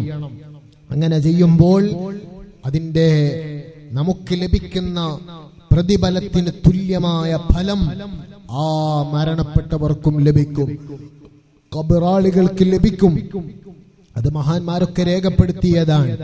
നബി സല്ലല്ലാഹു അലൈഹി വസല്ലം തങ്ങൾ രണ്ട് ഖബറിന്റെ സമീപത്തുകൂടെ നടക്കുന്ന സമയത്ത് സ്വഹാബത്തിനോട് പറയാൻ, ഈ രണ്ട് ഖബറാളികളും ശിക്ഷ ഏറ്റുവാങ്ങുന്നവരാണ്, ഈ സമയത്ത് ശിക്ഷിക്കപ്പെടുന്നവരാണ്. അവര് നിസ്സാരമായി കണ്ട കാര്യങ്ങളാണ്, പക്ഷേ വളരെ ഗൗരവമുള്ള വിഷയമാണ്. ഒന്ന് നമീമത്താണ്, ജനങ്ങൾക്കിടയിൽ കുഴപ്പമുണ്ടാക്കണമെന്നുദ്ദേശിച്ച് വാക്കുകൾ പരത്തി പറയുന്നവർ. ഇന്നാ ലില്ലാഹി വ ഇന്നാ ഇലൈഹി റാജിഊൻ. പല കുടുംബ ബന്ധങ്ങളും തെറ്റിപ്പോകാനുള്ള കാരണം നമീമത്തല്ലേ. പലരുടെയും വാക്കുകൾ അത് മറ്റുള്ളവരിലേക്ക് ഉദ്ധരിക്കുമ്പോഴുണ്ടാകുന്ന പ്രശ്നമല്ലേ സ്നേഹബന്ധം തകരാൻ, കുടുംബബന്ധം തകരാൻ, നാടുകൾക്കിടയിൽ ഭിന്നിപ്പുണ്ടാകാൻ പലപ്പോഴും കാരണമായിട്ടുള്ളത്. വലിയ വിപത്താണ് നമീമത്ത് എന്ന് പറയുന്നത്. അത് പലരും നിസ്സാരമായി കാണുകയാണ്. ജനങ്ങൾക്കിടയിൽ തെറ്റിക്കുന്നതിന് യാതൊരു മടിയുമില്ലാതെ അതിൽ രസം കണ്ടെത്തുന്ന ആളുകൾ വരെ ഉണ്ടെന്ന് പറയുമ്പോൾ അവർക്ക് ഈമാൻ നഷ്ടപ്പെടാൻ സാധ്യതയേറെയാണ്. അള്ളാഹു കാത്തുരക്ഷിക്കട്ടെ. ഗീബത്തും നമീമത്തും വളരെയേറെ ഗൗരവത്തോടെ നാം വിട്ടുനിൽക്കേണ്ട തെറ്റുകളാണ്. അൽ ഗീബത്തു അശദ്ദു മിനസ്സിന, വ്യഭിചാരത്തെക്കാൾ ഗൗരവമുള്ള തെറ്റാണ് ഗീബത്ത് പറയുക. തന്റെ സഹോദരൻ ഇഷ്ടമില്ലാത്ത കാര്യം അവനെക്കുറിച്ച് പറയുക എന്നതാണ് ഗീബത്ത്. ഇരിക്കട്ടെ, നമീമത്ത് പറയുന്ന ആളായിരുന്നു, അതിനെ നിസ്സാരമായി കണ്ടു, ഖബറിൽ ശിക്ഷയാണ്. മറ്റേയാൾ മൂത്രമൊഴിച്ചാൽ വേണ്ട വിധം വൃത്തിയാക്കില്ല, അങ്ങനെയുള്ള ആളായിരുന്നു. നമ്മുടെ മക്കളെ ചെറിയ പ്രായത്തിലെ പരിശീലിപ്പിക്കണം. അവര് ടൈറ്റുള്ള പാൻസ് ഒക്കെ ധരിക്കുമ്പോ പലപ്പോഴും യഥാർത്ഥ രൂപത്തിൽ മൂത്രമൊഴിഞ്ഞു പോകാതെ ശുദ്ധിയാക്കാതെ എഴുന്നേറ്റ് പോവുകയും ആ വസ്ത്രത്തിൽ മൂത്രമുറ്റി അതിട്ട് പള്ളിയിലേക്ക് വന്ന് നിസ്കരിച്ചാൽ ആ നിസ്കാരം സ്വഹീഹാകുന്നില്ലല്ലോ. നജസിൽ നിന്ന് ശരീരം വൃത്തിയാകണം, വസ്ത്രം വൃത്തിയാകണം, നിസ്കരിക്കുന്ന സ്ഥലം വൃത്തിയാകണം. അത് ശർത്താൻ. അതുകൊണ്ട് തന്നെ അത് വളരെയേറെ ശ്രദ്ധിക്കേണ്ടതാണ്. ഈ രണ്ട് തെറ്റുകൾ ഉള്ള ആളുകളാണ് ഈ ഖബറിലുള്ളത് എന്ന് പറഞ്ഞ് നബി സല്ലല്ലാഹു അലൈഹി വസല്ലമ തങ്ങൾ ഈന്തപ്പന മട്ടലെടുത്ത് അതിനെ രണ്ടായി ഭാഗിച്ച് ആ ഖബറിന്റെ പുറത്ത് വെക്കുകയാണ്. എന്നിട്ട് പറയുന്നു, ഇത് പച്ചയായി നിലനിൽക്കുന്ന കാലത്തോളം ഈ ഖബറാളികൾക്ക് ശിക്ഷ ലഘൂകരിക്കപ്പെടും. കാരണം ഈ പച്ചമട്ടലിന്റെ തസ്ബീഹ് നിമിത്തം ഇത് ഉദ്ധരിച്ചുകൊണ്ട് മഹാനായ ഇമാമുൻ നബവി റളിയല്ലാഹു അൻഹുവിനെ പോലെയുള്ള പണ്ഡിത മഹത്തുക്കൾ രേഖപ്പെടുത്തിയത് കാണാം. ഒരു വൃക്ഷത്തിന്റെ, ഒരു ചെടിയുടെ തസ്ബീഹ്, ഒരു അചേതന വസ്തുവിന്റെ തസ്ബീഹ്, അത് ശിക്ഷ ലഘൂകരിക്കപ്പെടാൻ നിമിത്തമാവുമെങ്കിൽ ഈമാനുള്ള മുഅ്മിനീങ്ങളുടെ തസ്ബീഹ്, ഈമാനുള്ള മുഅ്മിനീങ്ങളുടെ ദുആ, അവരുടെ ദിക്ർ, അവരുടെ ദുആ, അവരുടെ ഖുർആൻ പിന്നെ ഉപകരിക്കുമെന്ന് പറയേണ്ടതുണ്ടോ? അതുകൊണ്ടല്ലേ സ്വഹാബത്ത് അതാ മരണപ്പെട്ട ആളുകളുടെ സമീപത്ത് വെച്ച് സൂറത്തുൽ ബഖറ ഓതാൻ നിർദ്ദേശിച്ചിട്ടുണ്ട്. മഹാന്മാരുടെ ജീവിത ചരിത്രത്തിലും നമുക്കത് കാണാമല്ലോ. ഇമാമുന ശാഫിഈ റളിയല്ലാഹു അൻഹു വഫാത്തായപ്പോ അവിടുത്തെ ശിഷ്യന്മാര് കൂടിയിരുന്ന് ഖുർആൻ ഓതിയത് ചരിത്രത്തിൽ കാണാം. അപ്പോൾ മരണപ്പെട്ടവർക്ക് വേണ്ടിയും ഖുർആൻ ഓതി ഹദിയ ചെയ്യണം. അതുകൊണ്ട് നമ്മുടെ പ്രതിഫലം ഒട്ടും നഷ്ടപ്പെട്ടു പോകുന്നില്ല. ഓതിയ ആൾക്ക് തന്നെയാണ് അതിന്റെ പ്രതിഫലം ലഭിക്കുന്നത്. അതേ സമയത്ത് അതിന്റെ ഫലമോ നാം ആർക്കൊക്കെ കരുതുന്നുവോ അവർക്കും ലഭിക്കുകയാണ്. അതുകൊണ്ട് തന്നെ വിശുദ്ധ ഖുർആൻ ഓതണം. നമ്മൾ സ്വന്തത്തിൽ തന്നെ ഒരുപാട് ഖത്മുകൾ തീർക്കണം. നമുക്ക് മാതൃകയല്ലേ നഫീസത്തുൽ മിസ്രിയ റളിയല്ലാഹു അൻഹാ, വിശുദ്ധ റമദാനിൽ വിട പറഞ്ഞ മഹദിയല്ലേ. സ്വന്തം ഖബർ കുഴിച്ച് അതിൽ ഇരുന്ന് എത്ര ഖത്മുകളാണ് മഹദി തീർത്തത്. അവർക്കൊക്കെയും ഖുർആൻ ശുപാർശകരായി വരുമ്പോ നബിതങ്ങൾ തന്നെ പറഞ്ഞില്ലേ, ഇഖ്റഉൽ ഖുർആൻ ഫഇന്നഹു യഅതി യൗമൽ ഖിയാമത്തി ശഫീഅൻ ലിഅസ്ഹാബിഹി. ഖുർആൻ ഓതിയവർക്ക്, ഖുർആൻ പഠിച്ചവർക്ക്, ഖുർആൻ പഠിപ്പിച്ചവർക്ക്, അങ്ങനെ ഖുർആനിന്റെ ആളുകളായി തീർന്നവർക്ക്, ഖുർആൻ പഠിപ്പിക്കുന്ന സ്ഥാപനങ്ങൾക്ക് സഹായിച്ചവർക്കും, ഖുർആൻ പഠിക്കാൻ സഹായം ചെയ്തു കൊടുത്തവർക്കും എല്ലാവരും ഖുർആനിന്റെ ആളുകളാണ്. ഖുർആനിന്റെ ആളുകൾക്ക് വേണ്ടി അതേ ഖുർആൻ ശുപാർശ പറയുമെന്നല്ലേ നബി സല്ലല്ലാഹു അലൈഹി വസല്ലമ തങ്ങൾ പറഞ്ഞത്.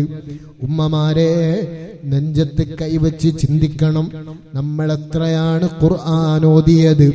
അതേ സമയത്ത് മണിക്കൂറുകൾ വാട്സപ്പിനും ഫേസ്ബുക്കിനും വേണ്ടി, അതേ മറ്റ് പല സോഷ്യൽ മീഡിയയിലെ മറ്റ് പലതിനും വേണ്ടി, ഇനി അതുപോലെ കൂട്ടുകാരോടൊത്ത് കുടുംബക്കാരോടൊത്ത് ചെലവഴിക്കാൻ, ഭക്ഷണം പാകം ചെയ്യാനും കഴിക്കാനും അതിനൊക്കെ വേണ്ടി മണിക്കൂറുകൾ ഉപയോഗപ്പെടുത്തിയപ്പോ നമ്മെ സൃഷ്ടിച്ച, നമുക്ക് ആരോഗ്യം തന്ന, വസിക്കാൻ ഭൂമി തന്ന, എല്ലാ അനുഗ്രഹങ്ങളും തന്ന, ശ്വാസം തന്ന, സർവ്വതും തന്നുകൊണ്ടിരിക്കുന്ന, തരേണ്ട രാജാവായ റബ്ബിന്റെ കലാമിനോട് നാം കാണിച്ച ബാധ്യത എത്രയാണ്.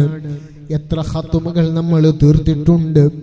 വിശുദ്ധ റമദാൻ വന്നിട്ടും ഒരു ജുസും ഒരു ദിവസം ഒരു ജുസ് എങ്കിലും ഓതിയില്ലെങ്കിൽ നാമും ഖുർആനുമായി റമദാനുമായി എന്ത് ബന്ധമാണ് നമുക്കുള്ളത്? അല്ലാഹുവേ, വിശുദ്ധ ഖുർആൻ പരമാവധി ഓതാ ഞങ്ങൾക്ക് തൗഫീഖ് നൽകണേ അല്ലാഹ്. ഖുർആൻ പാരായണം ചെയ്യുന്ന വിശ്വാസിയെ നബി സല്ലല്ലാഹു അലൈഹി വസല്ലമ തങ്ങൾ ഉപമിച്ചത് മധുര നാരങ്ങയോടാണ്. മധുര നാരങ്ങ, നമ്മളൊക്കെ ബസ്സിൽ പോകുന്ന സമയത്ത് ബാക്ക് സീറ്റിൽ നിന്ന് ആരെങ്കിലും നാരങ്ങ പൊളിച്ചാൽ അതിന്റെ മണം മുന്നിലേക്ക് പെട്ടെന്ന് വരും. അത് കഴിച്ചാലോ നല്ല മധുരാണ്. മധുര നാരങ്ങ എന്നാ പറഞ്ഞത്, പുളിക്കുന്ന നാരങ്ങ എന്നല്ല കേട്ടോ, ശ്രദ്ധിക്കണം. ആ മധുര നാരങ്ങ പോലെയാണ്, കഴിക്കാനും നല്ല സ്വാദാണ്. വിശപ്പും ദാഹവും ശമനം ലഭിക്കുകയാണ്. നല്ല ആശ്വാസമാണ് നാരങ്ങ കഴിക്കുമ്പോൾ. അതിന്റെ വാസനയും നല്ല വാസനയാണ്. അതുപോലെയാണ് ഖുർആൻ ഓതുന്ന വിശ്വാസി. അവന്റെ ഈമാനിന്റെ ആ പരിമളം പുറത്തേക്ക് വരികയാണ്. കസ്തൂരിച്ചെപ്പ് പോലെയാണ് അത്. ഖുർആൻ പാരായണം ചെയ്യുമ്പോഴാണ് പുറത്തേക്കും നിർഗളിക്കുന്നത് എന്ന് മഹാന്മാര് പറഞ്ഞത് കാണാം. എന്നാൽ ഖുർആൻ ഓതാത്ത വിശ്വാസിയെ പറഞ്ഞത് കാരക്ക പോലെയാണ്. അത് കഴിക്കാൻ നല്ല രസമാണ്, പക്ഷേ അതിന് വാസനയില്ല, നല്ല വാസനയില്ല. എന്നാൽ ഖുർആൻ ഓതാത്ത കപട വിശ്വാസി ആട്ടങ്ങ പോലെയാണ്. അതിന് രുചിയുമില്ല, മണവുമില്ല. ഖുർആൻ ഓതുന്ന മുനാഫിഖോ റയ്ഹാൻ പുഷ്പം പോലെയാണ്. അതിന് നല്ല വാസനയുണ്ട്, എന്നാലോ കയ്പാണതിന്റെ രുചി. അപ്പോൾ ഈമാൻ ഉള്ളതോടുകൂടെ ഖുർആൻ ഓതണം. നമ്മളൊക്കെ മുഅ്മിനീങ്ങളാണ്. അല്ലാഹു നമ്മുടെ ഈമാൻ വർദ്ധിപ്പിച്ചു തരട്ടെ.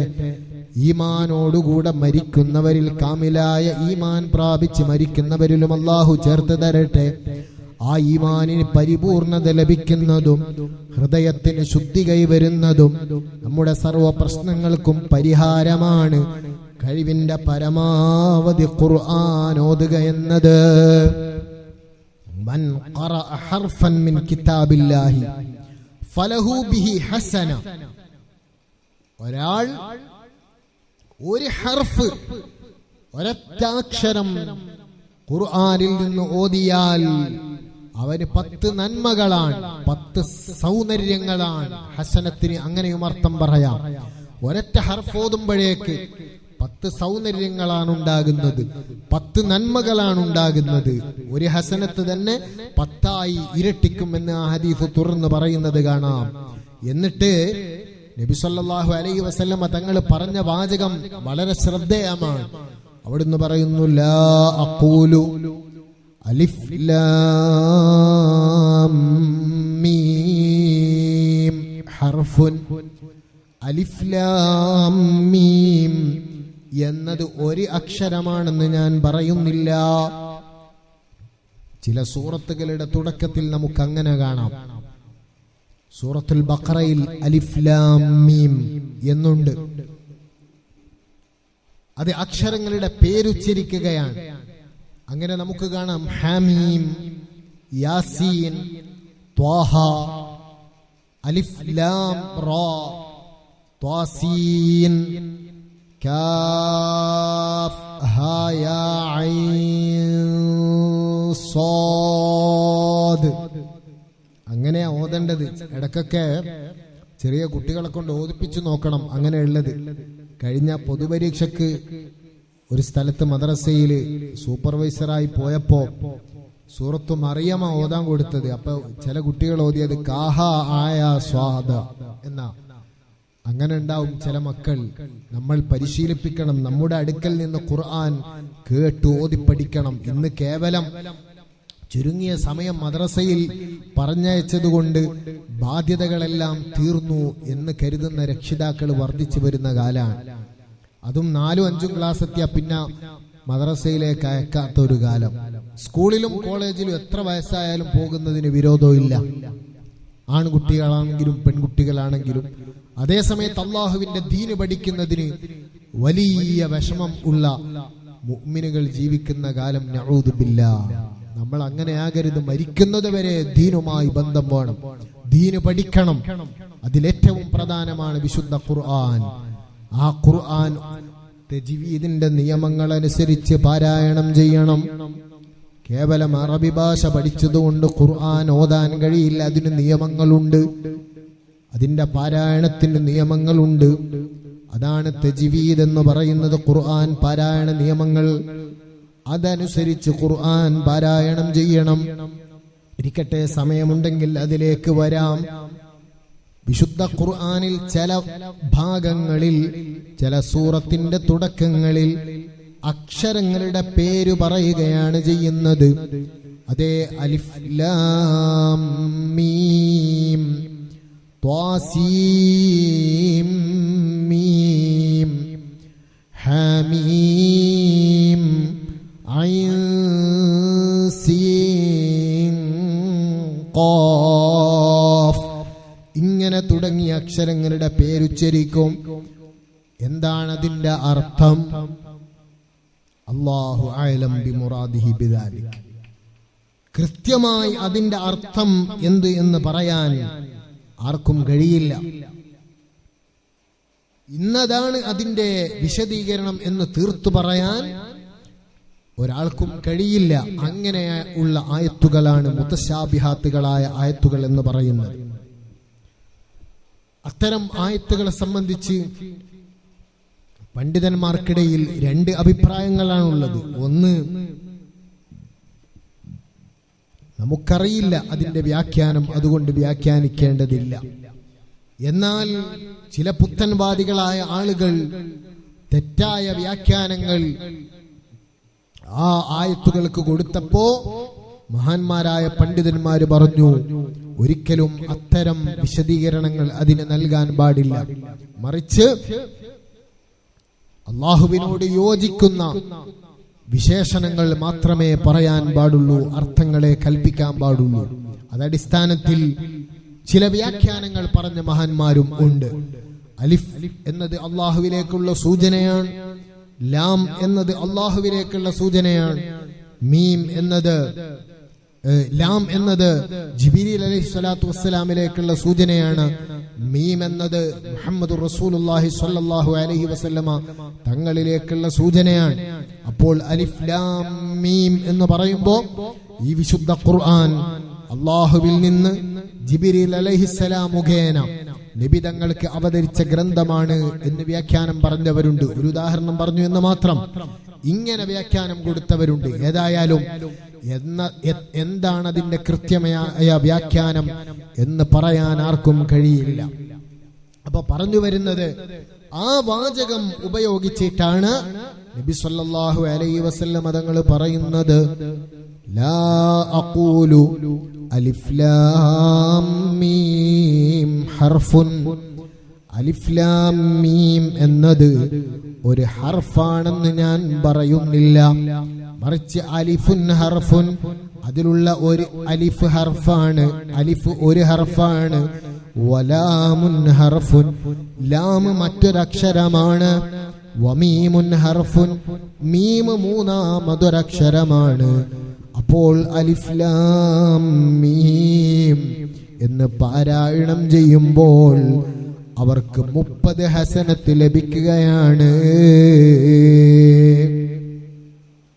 ഈ 30 ഹസനത്ത് എന്ന് പറഞ്ഞത് വുളു ഇല്ലാതെ ഒരു ഹർഫിന്, ഒരക്ഷരത്തിന് 10 ഹസനത്ത് എന്നൊക്കെ പറഞ്ഞത് വുളു ഇല്ലാതെ ഓതുന്ന സമയത്താണ്, നോക്കാതെ ഓതുന്ന സമയത്താണ്, നിസ്കാരത്തിലല്ലാതെ ഓതുന്ന സമയത്താണ്.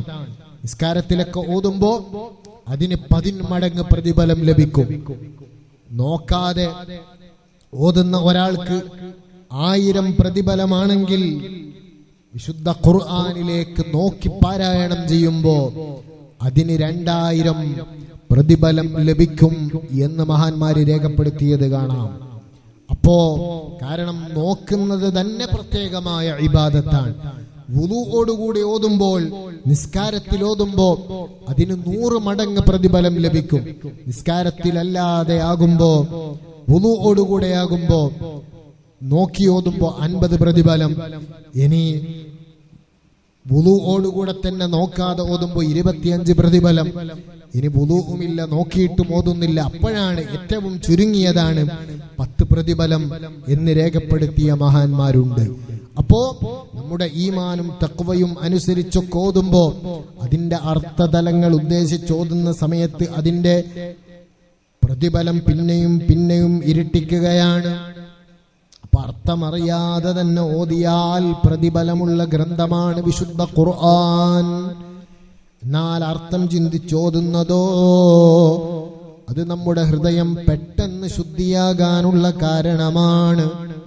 അതല്ലേ മഹാനായ സൈനുദ്ദീൻ മഖ്ദൂം റളിയല്ലാഹു അൻഹു എടുത്തുദ്ധരിച്ചത്, വദവാഉ ഖൽബിൻ ഖംസത്തുൻ ഫതിലാവത്തുൻ ബിതദബ്ബുരിൽ മഅനാ വലിൽ ബത്നിൽ ഖലാ വഖിയാമു ലൈലിൻ വത്തളറു ബിസ്സഹർ ومجالسات الصالحين الفضلاء.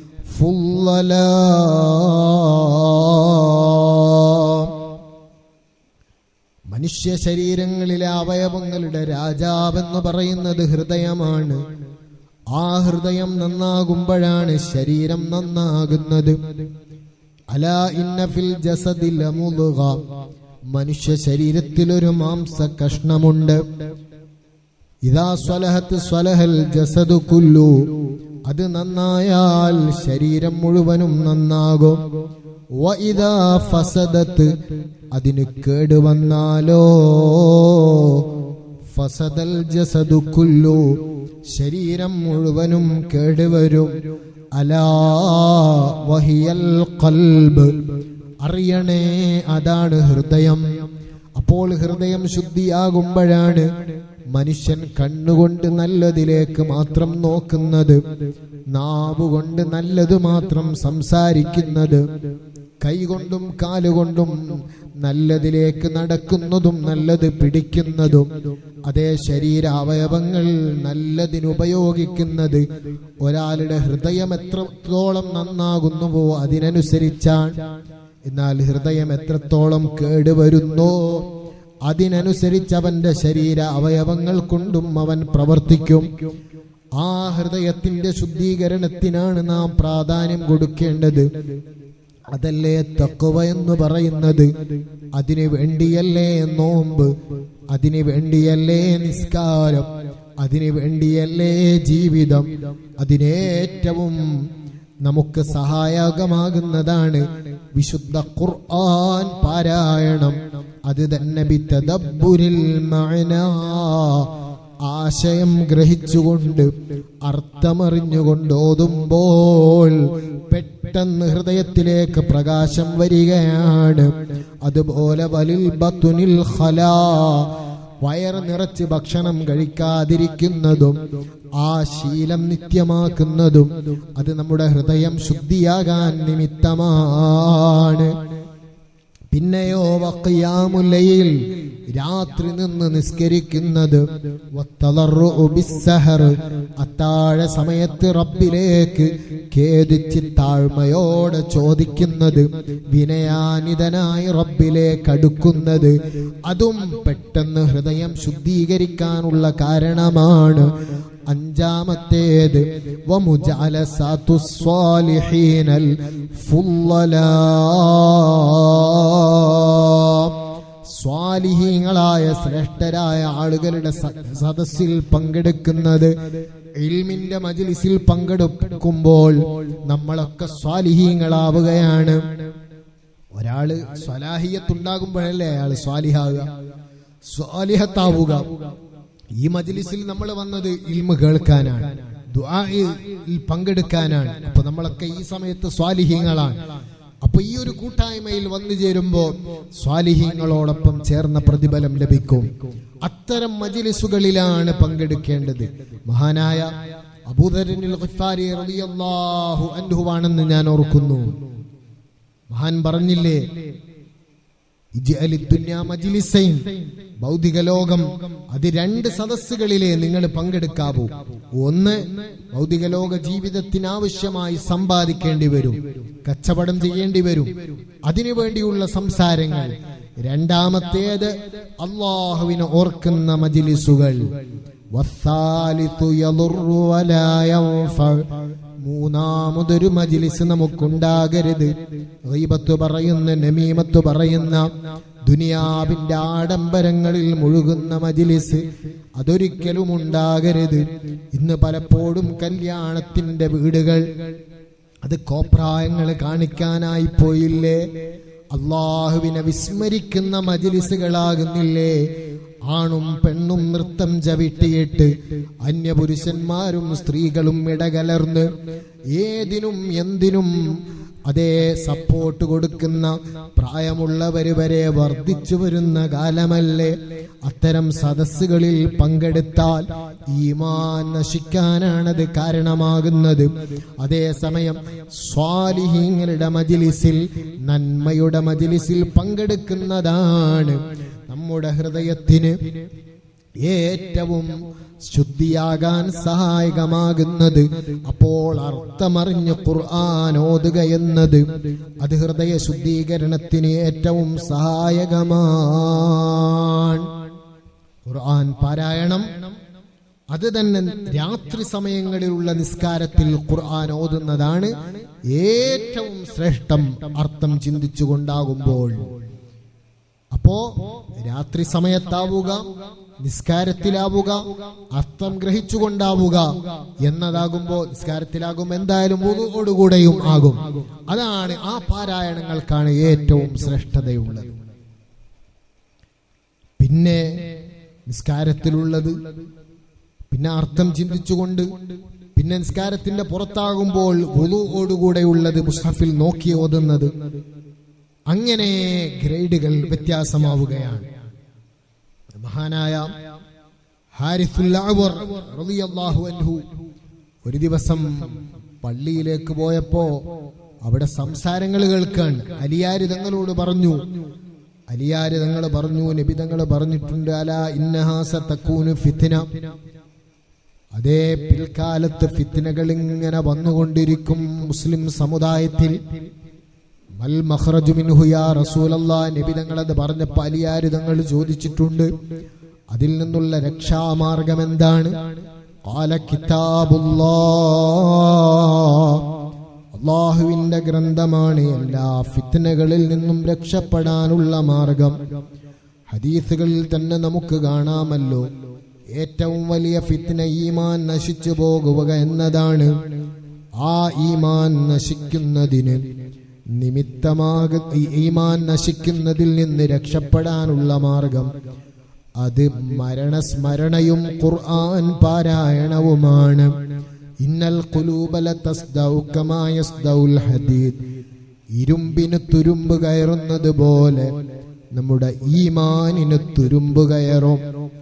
അത് തെറ്റുകൾ വർദ്ധിക്കുമ്പോഴാണ്, അനാവശ്യങ്ങളിൽ ഇടപെടുമ്പോഴാണ്. ആ സമയത്ത് നബി തങ്ങളോട് ചോദിച്ചു, വമാ ജലാഉഹാ, തുരുമ്പ് നീക്കി ഹൃദയം തെളിയിക്കാനുള്ള മാർഗം എന്താണ് നബിയെ? അവിടുത്തെ മറുപടി ദിക്റുൽ മൗതി വഖിറാഅത്തുൽ ഖുർആൻ, മരണത്തോർക്കലാണൊന്ന്.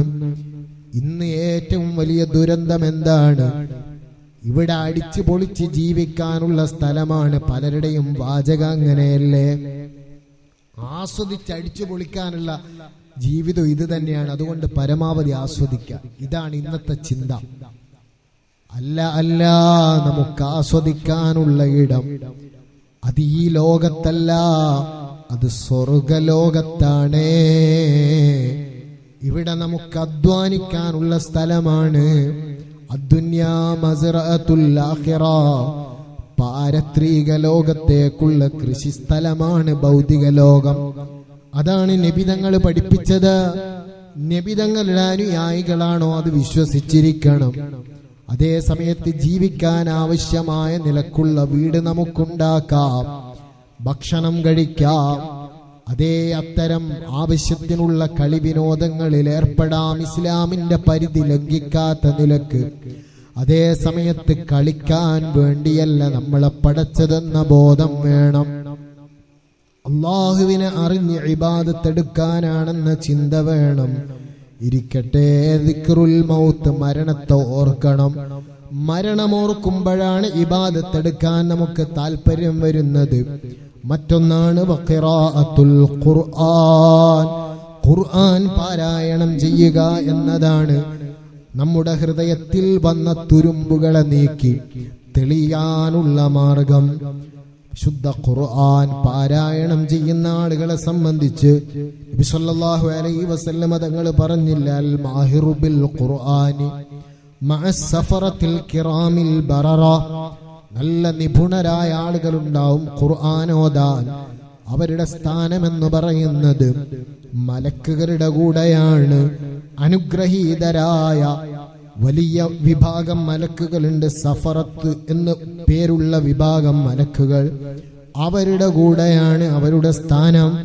വല്ലദീ യഖറഉ വയതഅതഉ ഫീഹി വഹുവ അലൈഹി ശാഖ്. എന്നാൽ ചില ആളുകൾക്ക് വിക്കുണ്ടാകും, പ്രയാസങ്ങളുണ്ടാകും, ചിലപ്പോൾ കാഴ്ച കുറഞ്ഞവരാകും, അവര് പ്രയാസപ്പെട്ട് ഓതുന്നവരായിരിക്കും. എന്നാൽ ലഹു അജ്റാൻ, അവർക്ക് 2 പ്രതിഫലമുണ്ടെന്നാണ്. ഏതാണ് 2 പ്രതിഫലം? ഒന്ന് ഖുർആൻ ഓതുന്നതിന്റെ പ്രതിഫലമാണ്. രണ്ടാമത്തതോ പ്രയാസം സഹിച്ചോതി എന്നതാണ് അവർക്ക് ലഭിക്കുന്ന പ്രതിഫലം. അതുകൊണ്ട് പ്രായമുള്ള ഉമ്മമാരുണ്ടെങ്കിൽ അവരോട് പറയട്ടെ, കാഴ്ച കുറഞ്ഞവരുണ്ടോ, നിങ്ങൾ പ്രയാസം സഹിച്ചോതിയാൽ നിങ്ങൾക്ക് 2 പ്രതിഫലം ലഭിക്കും. അല്ലാഹുവേ, ഖുർആൻ ധാരാളം പാരായണം ചെയ്യാൻ ഞങ്ങൾക്കൊക്കെ തൗഫീഖ് നൽകണേ റഹ്മാനെ. മഹാനായ അബൂദർനിൽ ഗിഫാരി തങ്ങൾ ഒരു ദിവസം നബി തങ്ങളുടെ സമീപത്ത് വന്ന് ചോദിച്ചു, ഔസിനി നബിയെ, എന്നെ ഉപദേശിക്കണം. അവിടുന്ന് പറഞ്ഞു, ഊസീക ബിത്തഖ്വല്ലാഹ്, അല്ലാഹുവിനെ ഭയപ്പെട്ട് ജീവിക്കണം, തഖ്വ ചെയ്ത് ജീവിക്കണം അബൂദർറേ. ഫഇന്നഹാ റഅ്സു അംരിക്, എല്ലാ കാര്യങ്ങളുടെയും അടിസ്ഥാനമെന്ന് പറയുന്നത് തഖ്വയാണ്, അല്ലാഹുവിന്റെ വജ്ഹുദ്ദേശിച്ച് ചെയ്യലാണ്. ഏത് കർമ്മങ്ങളും റബ്ബിന്റെ പൊരുത്തത്തിനാകണം ചെയ്യേണ്ടത്. ഖുൽതു യാ റസൂലല്ലാഹി സിദ്നി, ഇനിയും എനിക്ക് വർദ്ധിപ്പിച്ചു തരൂ എന്ന് പറഞ്ഞപ്പോൾ രണ്ടാമതായി പറഞ്ഞത് അലൈക ബിതിലാവത്തിൽ ഖുർആൻ, ഖുർആൻ പാരായണം അത് മുറുകെ പിടിക്കണം, നിത്യമായി ഖുർആൻ ഓതണം. വദിക്റുല്ലാഹ്, അല്ലാഹുവിനെ സ്മരിച്ചുകൊണ്ടേയിരിക്കണം. ഫഇന്ന ദാലിക നൂറുൻ ഫിസ് സമാവാതി വനൂറുൻ ഫിൽ അർള്, ആകാശത്തും ഭൂമി ലോകത്തും അത് നിനക്ക് പ്രകാശമാണ്. അപ്പോൾ ഖുർആൻ പാരായണം ചെയ്യാൻ നബി സല്ലല്ലാഹു അലൈഹി വസല്ലമ തങ്ങൾ ധാരാളം പ്രേരണ നൽകിയിട്ടുണ്ട്. മറ്റൊരാളിൽ നിന്ന് ഖുർആൻ പാരായണം കേൾക്കുന്നതും നബി തങ്ങൾ ഇഷ്ടപ്പെട്ടിട്ടുണ്ട്. ഇബ്നു മസ്ഊദ് റളിയല്ലാഹു അൻഹുവിനോട് ഖുർആൻ ഓതാൻ ആവശ്യപ്പെട്ട ചരിത്രം നമുക്ക് കാണാൻ കഴിയും. ഇബ്നു മസ്ഊദ് തങ്ങൾ ചോദിച്ചു, അഖറഉ അലൈക, ഞാൻ അങ്ങേക്ക് ഖുർആൻ ഓതി തരികയാണോ? അങ്ങയുടെ മേലിലല്ലേ ഖുർആൻ അവതരിച്ചത്? നബി തങ്ങളുടെ മറുപടി, മറ്റുള്ളവരോതുന്നത് കേൾക്കാൻ ഞാൻ ഇഷ്ടപ്പെടുന്നു. അതേ, അള്ളാഹുവിനോട് സ്നേഹമുള്ളതിന്റെ അടയാളമാണ് ഖുർആൻ ഓതുക എന്നതും ഖുർആൻ കേൾക്കുക എന്നതും ഖുർആൻ പഠിക്കുക എന്നതും ഖുർആൻ പഠിപ്പിക്കുക എന്നതും. ആ വിശുദ്ധ ഖുർആൻ പരിപൂർണമായി പാരായണം ചെയ്യുക. ഓരോ സൂറത്തുകൾക്ക് പ്രത്യേക മഹത്വങ്ങളുണ്ട്. ഉമ്മുൽ ഖുർആനാണ് സൂറത്തുൽ ഫാത്തിഹ. ധാരാളം പേരുകൾ സൂറത്തുൽ ഫാത്തിഹക്കുണ്ട്. സൂറത്തുൽ മസ്അല, എങ്ങനെ അള്ളാഹുവിനോട് ചോദിക്കണമെന്ന് പഠിപ്പിക്കുന്ന സൂറത്താണ് സൂറത്തുൽ ഫാത്തിഹ. സൂറത്തുൽ ഷാഫിയ, കാഫിയ, ഷിഫാ, സൂറത്തുൽ അസാസ്, ഇങ്ങനെ തുടങ്ങി വിവിധങ്ങളായ പേരുകളുള്ള സൂറത്താണ് സൂറത്തുൽ ഫാത്തിഹ. എല്ലാ സൂറത്തുകളുടെയും മാതാവാണ് ഉമ്മുൽ ഖുർആൻ. ഖുർആനിന്റെ മാതാവാണ് സൂറത്തുൽ ഫാത്തിഹ. അറൂസുൽ ഖുർആൻ, ഖുർആനിന്റെ മണവാളനാണ് സൂറത്തുർ റഹ്മാൻ.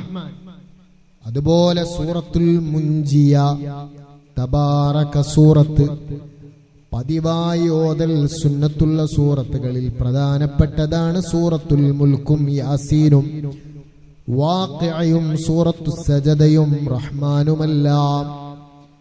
സൂറത്തുൽ മുൻജിയ എന്ന പേര് വരാനുള്ള കാരണമെന്തേ?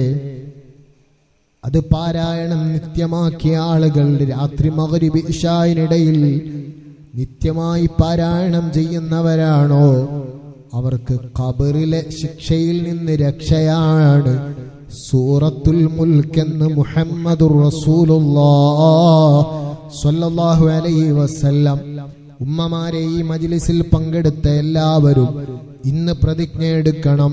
കേവലം 30 ആയത്തുകൾ മാത്രമേ സൂറത്തുൽ മുൽക്കുള്ളൂ. ആ തബാറക സൂറത്ത് ഇന്ന് മുതൽ മഗ്രിബിന്റെ ശേഷം ഇൻഷാ അല്ലാഹ് ഞാൻ പതിവാക്കും. ഇപ്പൊ തീരുമാനം എടുക്കണം. അല്ലാഹു അതിന് തൗഫീക്ക് നൽകട്ടെ. ആമീൻ. നിയ്യത്തിന് തന്നെ കൂലിയാണ്. നമ്മൾ ഏത് കാര്യവും എനിക്കതാകൂലാന്ന് വിചാരിച്ച് പിന്മാറാൻ പാടില്ല. ഏത് കാര്യവും ചെയ്യണം എന്ന ആഗ്രഹം ഉണ്ടാകണം. എന്നാൽ ആ നിയ്യത്തിനും ആഗ്രഹത്തിനും തീരുമാനം എടുത്തതിനും പ്രതിഫലം കിട്ടും. ഒരു ദിവസം ഓതാൻ കഴിയാതെ വന്ന് എന്നാൽ അത് പിറ്റേന്ന് പകലോതിയിട്ടത് വീട്ടണം.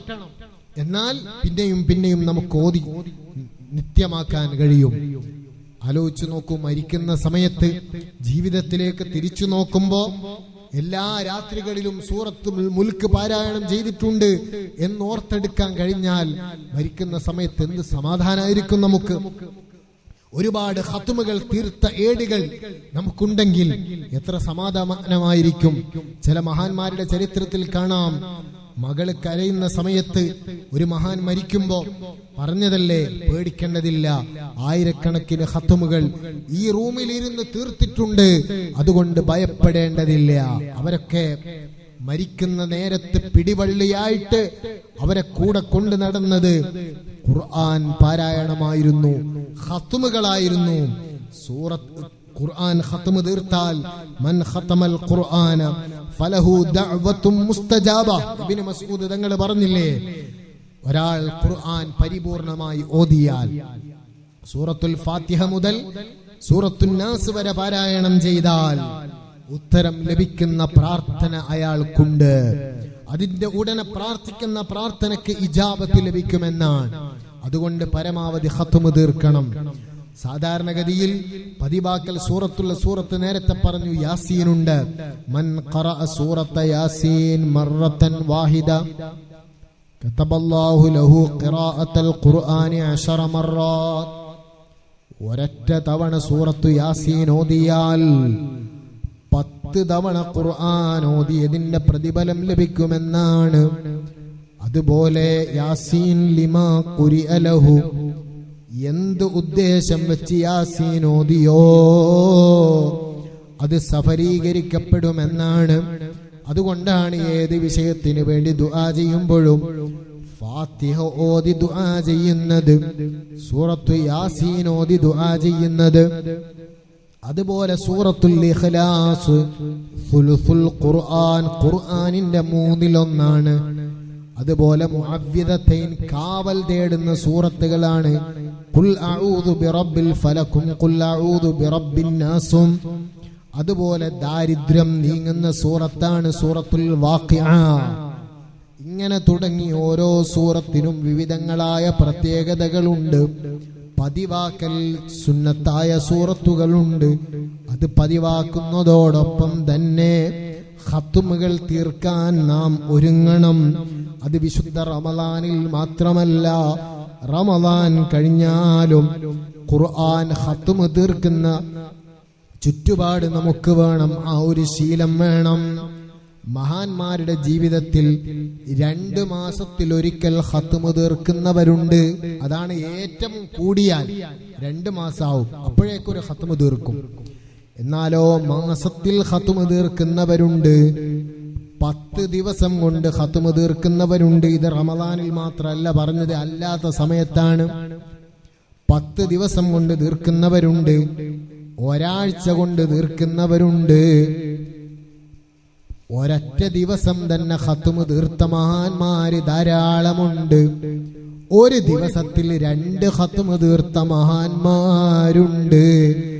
എന്തിനേറെ, ഒരു റക്അത്തിൽ ഒരു ഖത്മ് മുഴുവനും ഓതി തീർത്ത മഹാന്മാരുണ്ടെന്ന് പറയുമ്പോൾ സഈദ് ബിൻ ജുബൈർ തങ്ങളെപ്പോലെ, ഉസ്മാൻ ബിൻ അഫ്ഫാൻ തങ്ങളെപ്പോലെ, തമീമുദ്ദാരി റളിയല്ലാഹു അൻഹുവിനെ പോലെയുള്ളവർ ഒരൊറ്റ റക്അത്തിൽ തന്നെ ഖത്മ് മുഴുവനും തീർത്ത മഹാന്മാരാണ്. അത് അത്ഭുതമൊന്നും തോന്നാനില്ല ഈ കാലത്ത്. കാരണം എന്താ, നമ്മളൊക്കെ എത്ര ആളുകളുണ്ട് നോക്കിയാൽ മനസ്സിലാകും. നമ്മുടെ പരിസരങ്ങളിൽ നമ്മളില്ലെങ്കിൽ പോലും മൊബൈലും എടുത്ത് കുത്തിരുന്നാൽ 2, 3, 4 മണിക്കൂറുകൾ ഒരൊറ്റ ഇരുത്തത്തിലിരിക്കുന്ന ആളുകളില്ലേ? സമയം നോക്കാൻ വേണ്ടി ആ മൊബൈൽ എടുക്കുക, പിന്നെ കുറെ കഴിഞ്ഞിട്ടാ പറയാ ഓ സമയം ഇത്ര പോയി അല്ലേ എന്നുള്ളത്. ആ ഒരു രൂപത്തിലാണ് സോഷ്യൽ മീഡിയയുമായിട്ടുള്ള ബന്ധം. അതിനെ അഡിക്റ്റ് ആയതുകൊണ്ടാണ്.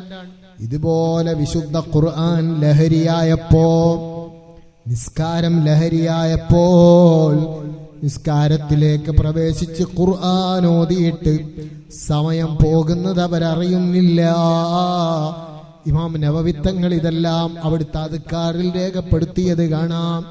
അപ്പൊ കൂടിപ്പോയാൽ 2 മാസം കഴിയുമ്പോഴേക്ക് ഖത്മ് തീർക്കുന്നവരാണ്. ചോദിക്കട്ടെ, ജീവിതത്തിൽ ഖത്മ് തീർക്കാതെ മരണപ്പെട്ടു പോയാൽ നമ്മളെക്കാൾ നിർഭാഗ്യവാന്മാരാരാണ് ലോകത്തുള്ളത്? ഒരു വർഷത്തിൽ ഒരിക്കലെങ്കിലും ഖത്മ് തീർക്കാത്തവരാണെങ്കിൽ നമ്മളും ഖുർആനുമായി എന്ത് ബന്ധമാണുള്ളത്?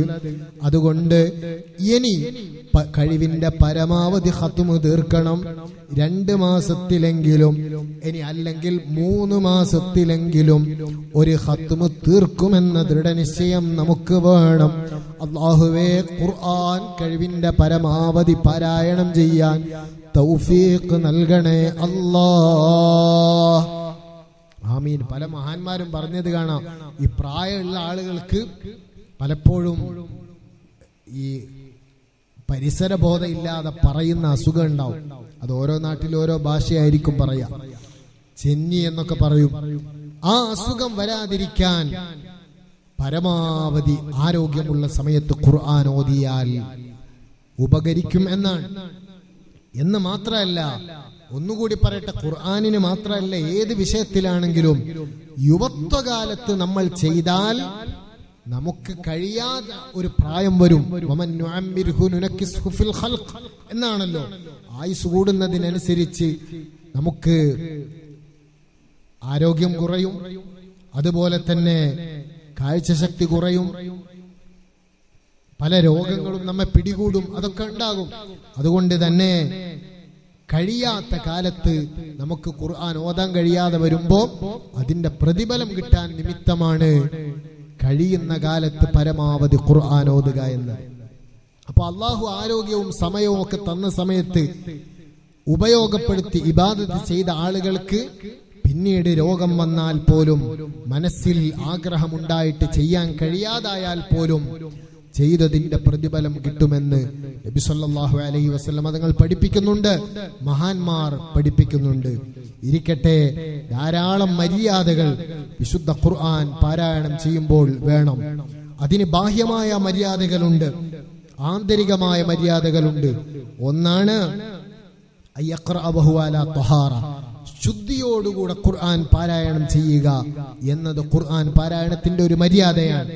രണ്ടാമത്തേത് അൻതകൂനൽ ഖിറാഅ ഫി മക്കാനിൻ നളീഫ്, വൃത്തിയുള്ള സ്ഥലത്ത് വെച്ച് ഖുർആൻ ഓതുക, അത് ഖുർആനിനോടുള്ള മര്യാദയാണ്. മറ്റൊന്ന് ഇസ്തിഖ്ബാലുൽ ഖിബ്ല, പെട്ടെന്ന് പറഞ്ഞു തീർക്കുകയാണ്. ഖിബ്ലയിലേക്ക് തിരിഞ്ഞിരുന്നു കൊണ്ട് ഖുർആൻ ഓതുക. അപ്പൊ എല്ലാ സമയത്തും അങ്ങനെ തന്നെ ഓതാൻ കഴിഞ്ഞോളന്നില്ല. അതുകൊണ്ട് ഇങ്ങനെ ഓതാൻ കഴിയുന്ന സമയത്ത് മാത്രം ഓതുക എന്ന് വെക്കരുത്, മറിച്ച് കഴിവിന്റെ പരമാവധി ഓതണം. ആ ഓതുന്ന സമയത്ത് ഈ അദബുകൾ പാലിക്കാൻ കഴിവിന്റെ പരമാവധി ശ്രമിക്കുകയും വേണം. നാലാമത്തേതാണ് ഇസ്തിആദ, പിശാചിൽ നിന്ന് കാവൽ ചോദിക്കണം. ഫഇദാ ഖറഅതൽ ഖുർആൻ ഐ ഇദാ അറദ്ത അൻ തഖറഅൽ ഖുർആൻ, ഖുർആൻ ഓതാൻ ഉദ്ദേശിക്കുമ്പോ ഫസ്തഈദ് ബില്ലാഹി മിനശ് ശൈത്വാനിർ റജീം, പിശാചിൽ നിന്ന് കാവൽ ചോദിക്കണം. അഊദു ബില്ലാഹി മിനശ് ശൈത്വാനിർ റജീം എന്ന് തുടങ്ങി ഓതണം. ഖുർആൻ പാരായണം അവസാനിപ്പിക്കുമ്പോ സ്വദഖല്ലാഹുൽ അദീം എന്ന് പറയലും അതിന്റെ മര്യാദയാണ്. എന്തിനാണ് കാവൽ ചോദിക്കുന്നത്? നന്മകൾ ചെയ്യാൻ നമ്മൾ ഒരുങ്ങുമ്പോ അവിടെ ദുർമന്ത്രണവുമായി പിശാച് വരും. കാരണം എങ്ങനെയെങ്കിലും അമല് മുടക്കുക എന്നുള്ളതാണ് പിശാചിന്റെ ശ്രദ്ധ ഉണ്ടാവുക. അപ്പൊ നമ്മൾ ആവേശത്തോടുകൂടെ ഒരു ജുസ് ഓതാൻ തയ്യാറായവരായിരിക്കും. അപ്പൊ ഇടക്ക് വന്നിട്ട് മതി, ബാക്കി കുറച്ചും കൂടി സമയം കുറച്ച് കഴിഞ്ഞിട്ടുണ്ടല്ലോ, അന്നേരം ഓതാം എന്ന് പറഞ്ഞ് നമ്മളെ മടക്കി വെപ്പിക്കും. അതില്ലാതിരിക്കണമെങ്കിൽ ആദ്യം പിശാചിൽ നിന്ന് കാവൽ ചോദിച്ച് ഖുർആൻ പാരായണം തുടങ്ങണം.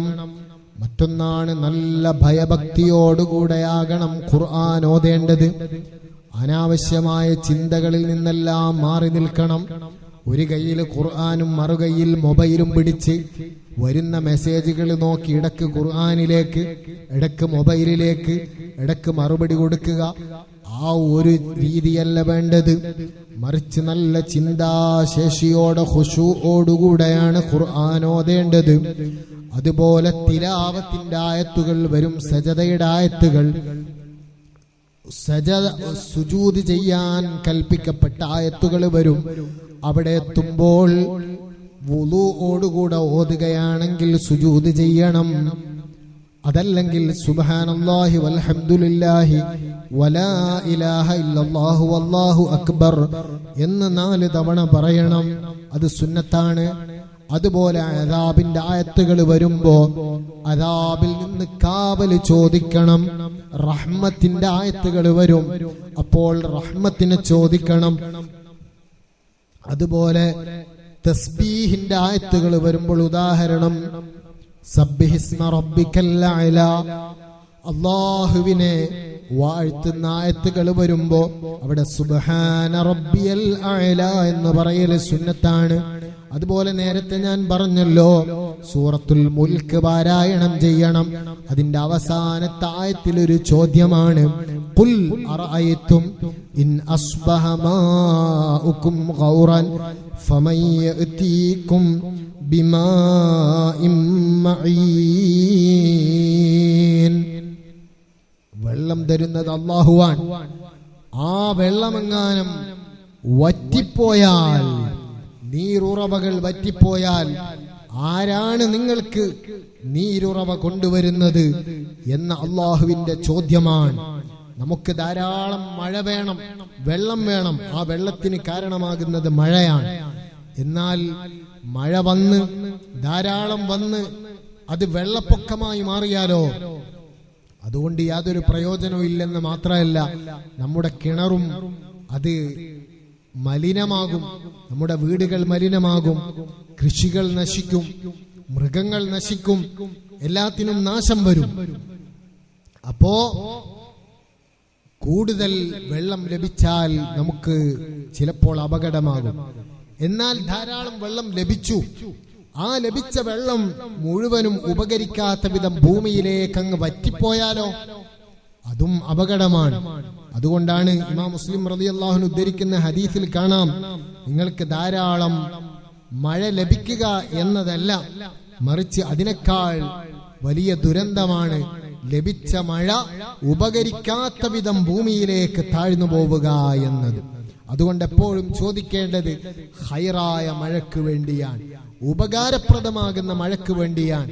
മഴ പെയ്യുമ്പോൾ അല്ലാഹുമ്മ സ്വയ്യിബൻ നാഫിഅ എന്ന് ദുആ ചെയ്യാൻ നബി സല്ലല്ലാഹു അലൈഹി വസല്ലം തങ്ങൾ നിർദ്ദേശിച്ചിട്ടുണ്ട്. അവിടുത്തെ ദുആയിൽ അത് കാണാം. അല്ലാഹു നമുക്കൊക്കെ മഴ നൽകട്ടെ. ഒരുപാട് സ്ഥലങ്ങളിൽ വെള്ളമില്ലാതെ വിഷമിക്കുന്നവരുണ്ട്. ഇന്നലെ ഒരു സഹോദരൻ പറഞ്ഞു, ബാംഗ്ലൂരിൽ പല കച്ചവട സ്ഥാപനങ്ങൾക്കും വെള്ളമില്ലാത്തതിന്റെ പേരിൽ വലിയ വിഷമങ്ങൾ നേരിടുന്നുവെന്ന്. അല്ലാഹു ഖൈറായ മഴ അവർക്കും നൽകുമാറാകട്ടെ. അതുപോലെ ഏതൊക്കെ നാട്ടിൽ മഴയില്ലാതെ വിഷമിക്കുന്നവരുണ്ടോ, അല്ലാഹു ഖൈറായ മഴ നൽകട്ടെ. ഇരിക്കട്ടെ, ആ ഉപകരിക്കുന്ന രൂപത്തിലുള്ള വെള്ളമാണ് നമുക്ക് വേണ്ടത്. വിശുദ്ധ ഖുർആനിൽ സൂറത്തുൽ മുൽക്കിന്റെ അവസാനത്തെ ചോദ്യമാണ്, ഖുൽ അറഅയ്തും ഇൻ അസ്ബഹ മാഉകും ഗൗറാ, നിങ്ങൾക്ക് തന്ന മഴ മുഴുവനും വറ്റിപ്പോയാൽ, വെള്ളം മുഴുവനും ഭൂമിയിലേക്ക് താഴ്ന്നു പോയാൽ, ഫമൻ യഅതീകും,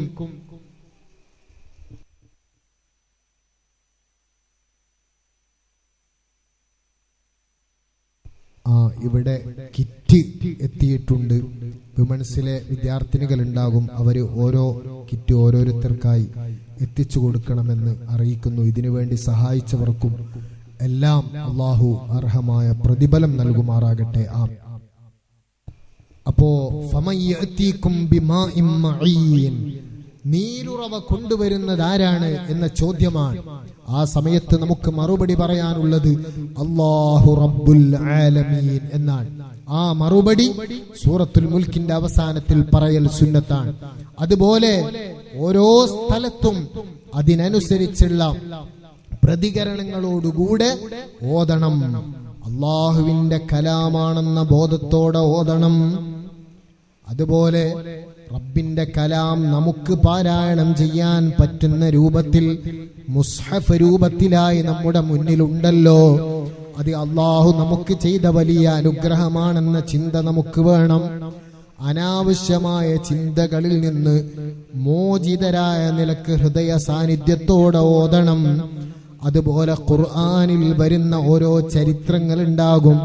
മുൻഗാമികളിൽക്ക് വന്ന വിപത്തുകളെ കുറിച്ച് അതിൽ പറയുന്നുണ്ടാകും. അതെല്ലാം നമുക്കുള്ള ഗുണപാഠങ്ങളായിരിക്കണം. അതേ ഖുർആനിന്റെ കൽപ്പനകൾ അത് എന്നോട് തന്നെയാണ് എന്ന ബോധം നമുക്ക് വേണം. പലപ്പോഴും മനസ്സിന്റെ രോഗങ്ങളെ പറയുന്ന സമയത്ത് നമുക്ക് ചിന്ത മറ്റുള്ളവരെ കുറിച്ചായിരിക്കും. ഇപ്പൊ ഒരാൾ വന്ന് ക്ലാസ് എടുക്കുകയാണ്, ശരീരത്തിന്റെ രോഗങ്ങൾ പറയാണ്, ക്യാൻസറിനെ കുറിച്ച്, അതുപോലെ ട്യൂമറിനെ കുറിച്ച്, മറ്റ് വിവിധങ്ങളായ രോഗങ്ങളും അതിന്റെ ലക്ഷണങ്ങളും പറയാണ്. എങ്കിൽ സദസ്സിലിരിക്കുന്ന നമ്മളാണെങ്കിൽ നമ്മൾ തോന്നും, പടച്ചോനെ ആ രോഗം നമുക്കുണ്ടോ എന്ന് തോന്നിപ്പോകും, അല്ലേ? സ്വാഭാവികമാണ്. എന്നാൽ കിബിറിനെ കുറിച്ചോ ഹസദിനെ കുറിച്ചോ റിയായിനെ കുറിച്ചോ ഇങ്ങനെ മനസ്സിന്റെ രോഗങ്ങളെ കുറിച്ച് പറയുകയാണെങ്കിൽ, ഗീബത്തിനെ കുറിച്ച് നമീമത്തിനെ കുറിച്ചൊക്കെ പറയുകയാണെങ്കിൽ സദസ്സിലിരിക്കുമ്പോൾ പറയും, ആ ഉസ്താദെ കുറച്ചും കൂടി പറയും, കാരണം ഈ സദസ്സിൽ ബേക്കിലൊരു പെണ്ണിരിക്കുന്നുണ്ട്, ഓള് കേൾക്കേണ്ട പ്രസംഗ, കുറച്ചും കൂടി ഷെയറാക്കി പറയുന്ന പറയാം. എന്നാ മനസ്സിൽ കരുതുക നമുക്ക് ആ രോഗം ഉണ്ട് എന്ന് കരുതൂല. അങ്ങനെയല്ല വേണ്ടത്. ശരീരത്തിന്റെ രോഗങ്ങളെക്കാൾ ഭയപ്പെടേണ്ടത് മനസ്സിന്റെ രോഗമാണ്. അത് നമ്മുടെ ആത്മീയതയെ നശിപ്പിക്കുന്നതാണ്, ഈമാനിനെ തകർത്ത് കളയുന്നതാണ്. അതുകൊണ്ട് തന്നെ ഖുർആനിന്റെ ഓരോ കൽപ്പനകളും അത് നമ്മോട് തന്നെയാണെന്ന ബോധത്തോടെ ഓതണം. ഇരിക്കട്ടെ, ഖുർആൻ പാരായണം ചെയ്യാൻ കഴിയുക എന്നത് അത് വലിയ പുണ്യമുള്ളത് കൊണ്ടാണ്, വലിയ ഭാഗ്യം സിദ്ധിച്ചവർക്കേ കഴിയൂ എന്നതുകൊണ്ടാണ്. നബിതങ്ങൾ പറയുന്നു, ഒരൊറ്റ ഹദീസ് കൂടി പറഞ്ഞു നിർത്തുകയാണ്, ലാ ഹസദ ഇല്ലാ ഫിത്നതൈൻ, രണ്ട് കാര്യങ്ങളിലല്ലാതെ അസൂയയില്ല. അള്ളാഹു ഒരാൾക്ക് ചെയ്തു കൊടുത്ത നിഅമത്ത് അതെനിക്കും കിട്ടണമെന്ന് ആഗ്രഹിക്കുന്ന പേര്, അതാണ് ഇവിടെ ഹസദ് കൊണ്ട് ഉദ്ദേശിച്ചത്. അങ്ങനെ ഉദ്ദേശിക്കാൻ, അങ്ങനെ ആഗ്രഹിക്കാൻ പറ്റണമെങ്കിൽ ആഗ്രഹിക്കാൻ കഴിയുന്ന രണ്ട് വിഷയങ്ങളേ ഉള്ളൂ. ഒന്ന് റജുലുൻ അതാഹു മാലൻ, ഒരാൾക്ക് അല്ലാഹു ധാരാളം സമ്പത്ത് കൊടുത്തു, ഫഹുവ യുൻഫിഖു ഫീ സബീലില്ലാഹി ആനാഅൽ ലൈലി വഅത്റാഫൻ നഹാർ, അവൻ രാവിലും പകലിലുമല്ല അള്ളാഹുവിന്റെ ദീനിന് വേണ്ടി ചെലവഴിക്കുന്നു എങ്കിൽ അവനെ പോലെ എനിക്കുമാകാമെന്നാഗ്രഹിക്കാം. രണ്ടാമത്തതോ വറജുലുൻ അതാഹുൽ ഖുർആൻ, ഖുർആൻ പഠിച്ച വ്യക്തിയാണ്, ഫഹുവ യഖൂമു ബിഹി ആനാഅൽ ലൈലി വഅത്റാഫൻ നഹാർ, അവൻ മുഴുസമയവും ഒഴിവ് കിട്ടുമ്പോഴൊക്കെയും ഖുർആൻ പാരായണം ചെയ്യുന്നവനാണ് എങ്കിൽ അവനെപ്പോലെ, അതല്ലെങ്കിൽ അവളെപ്പോലെ എനിക്കുമാകാൻ കഴിഞ്ഞെങ്കിലെന്നാഗ്രഹിക്കാം.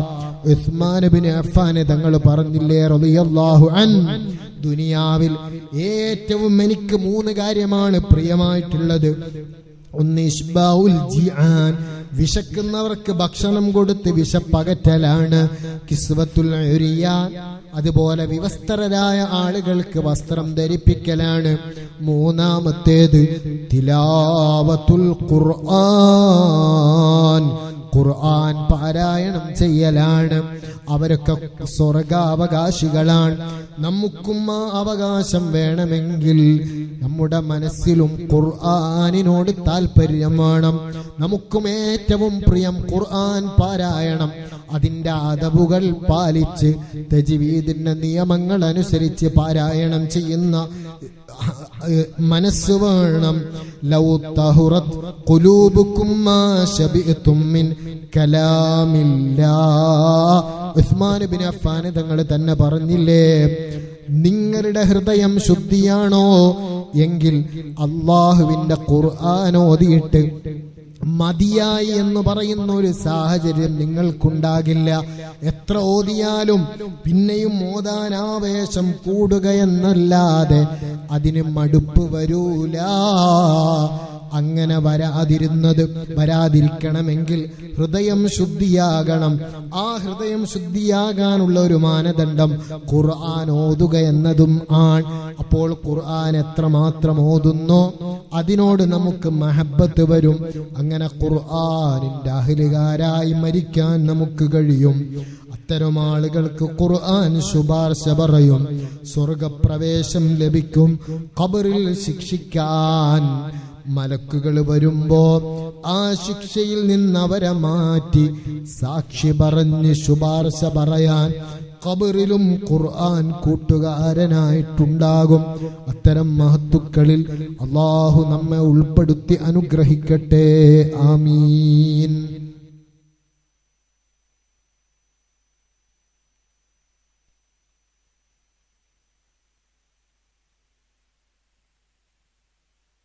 ദുആ ചെയ്യുകയാണ്.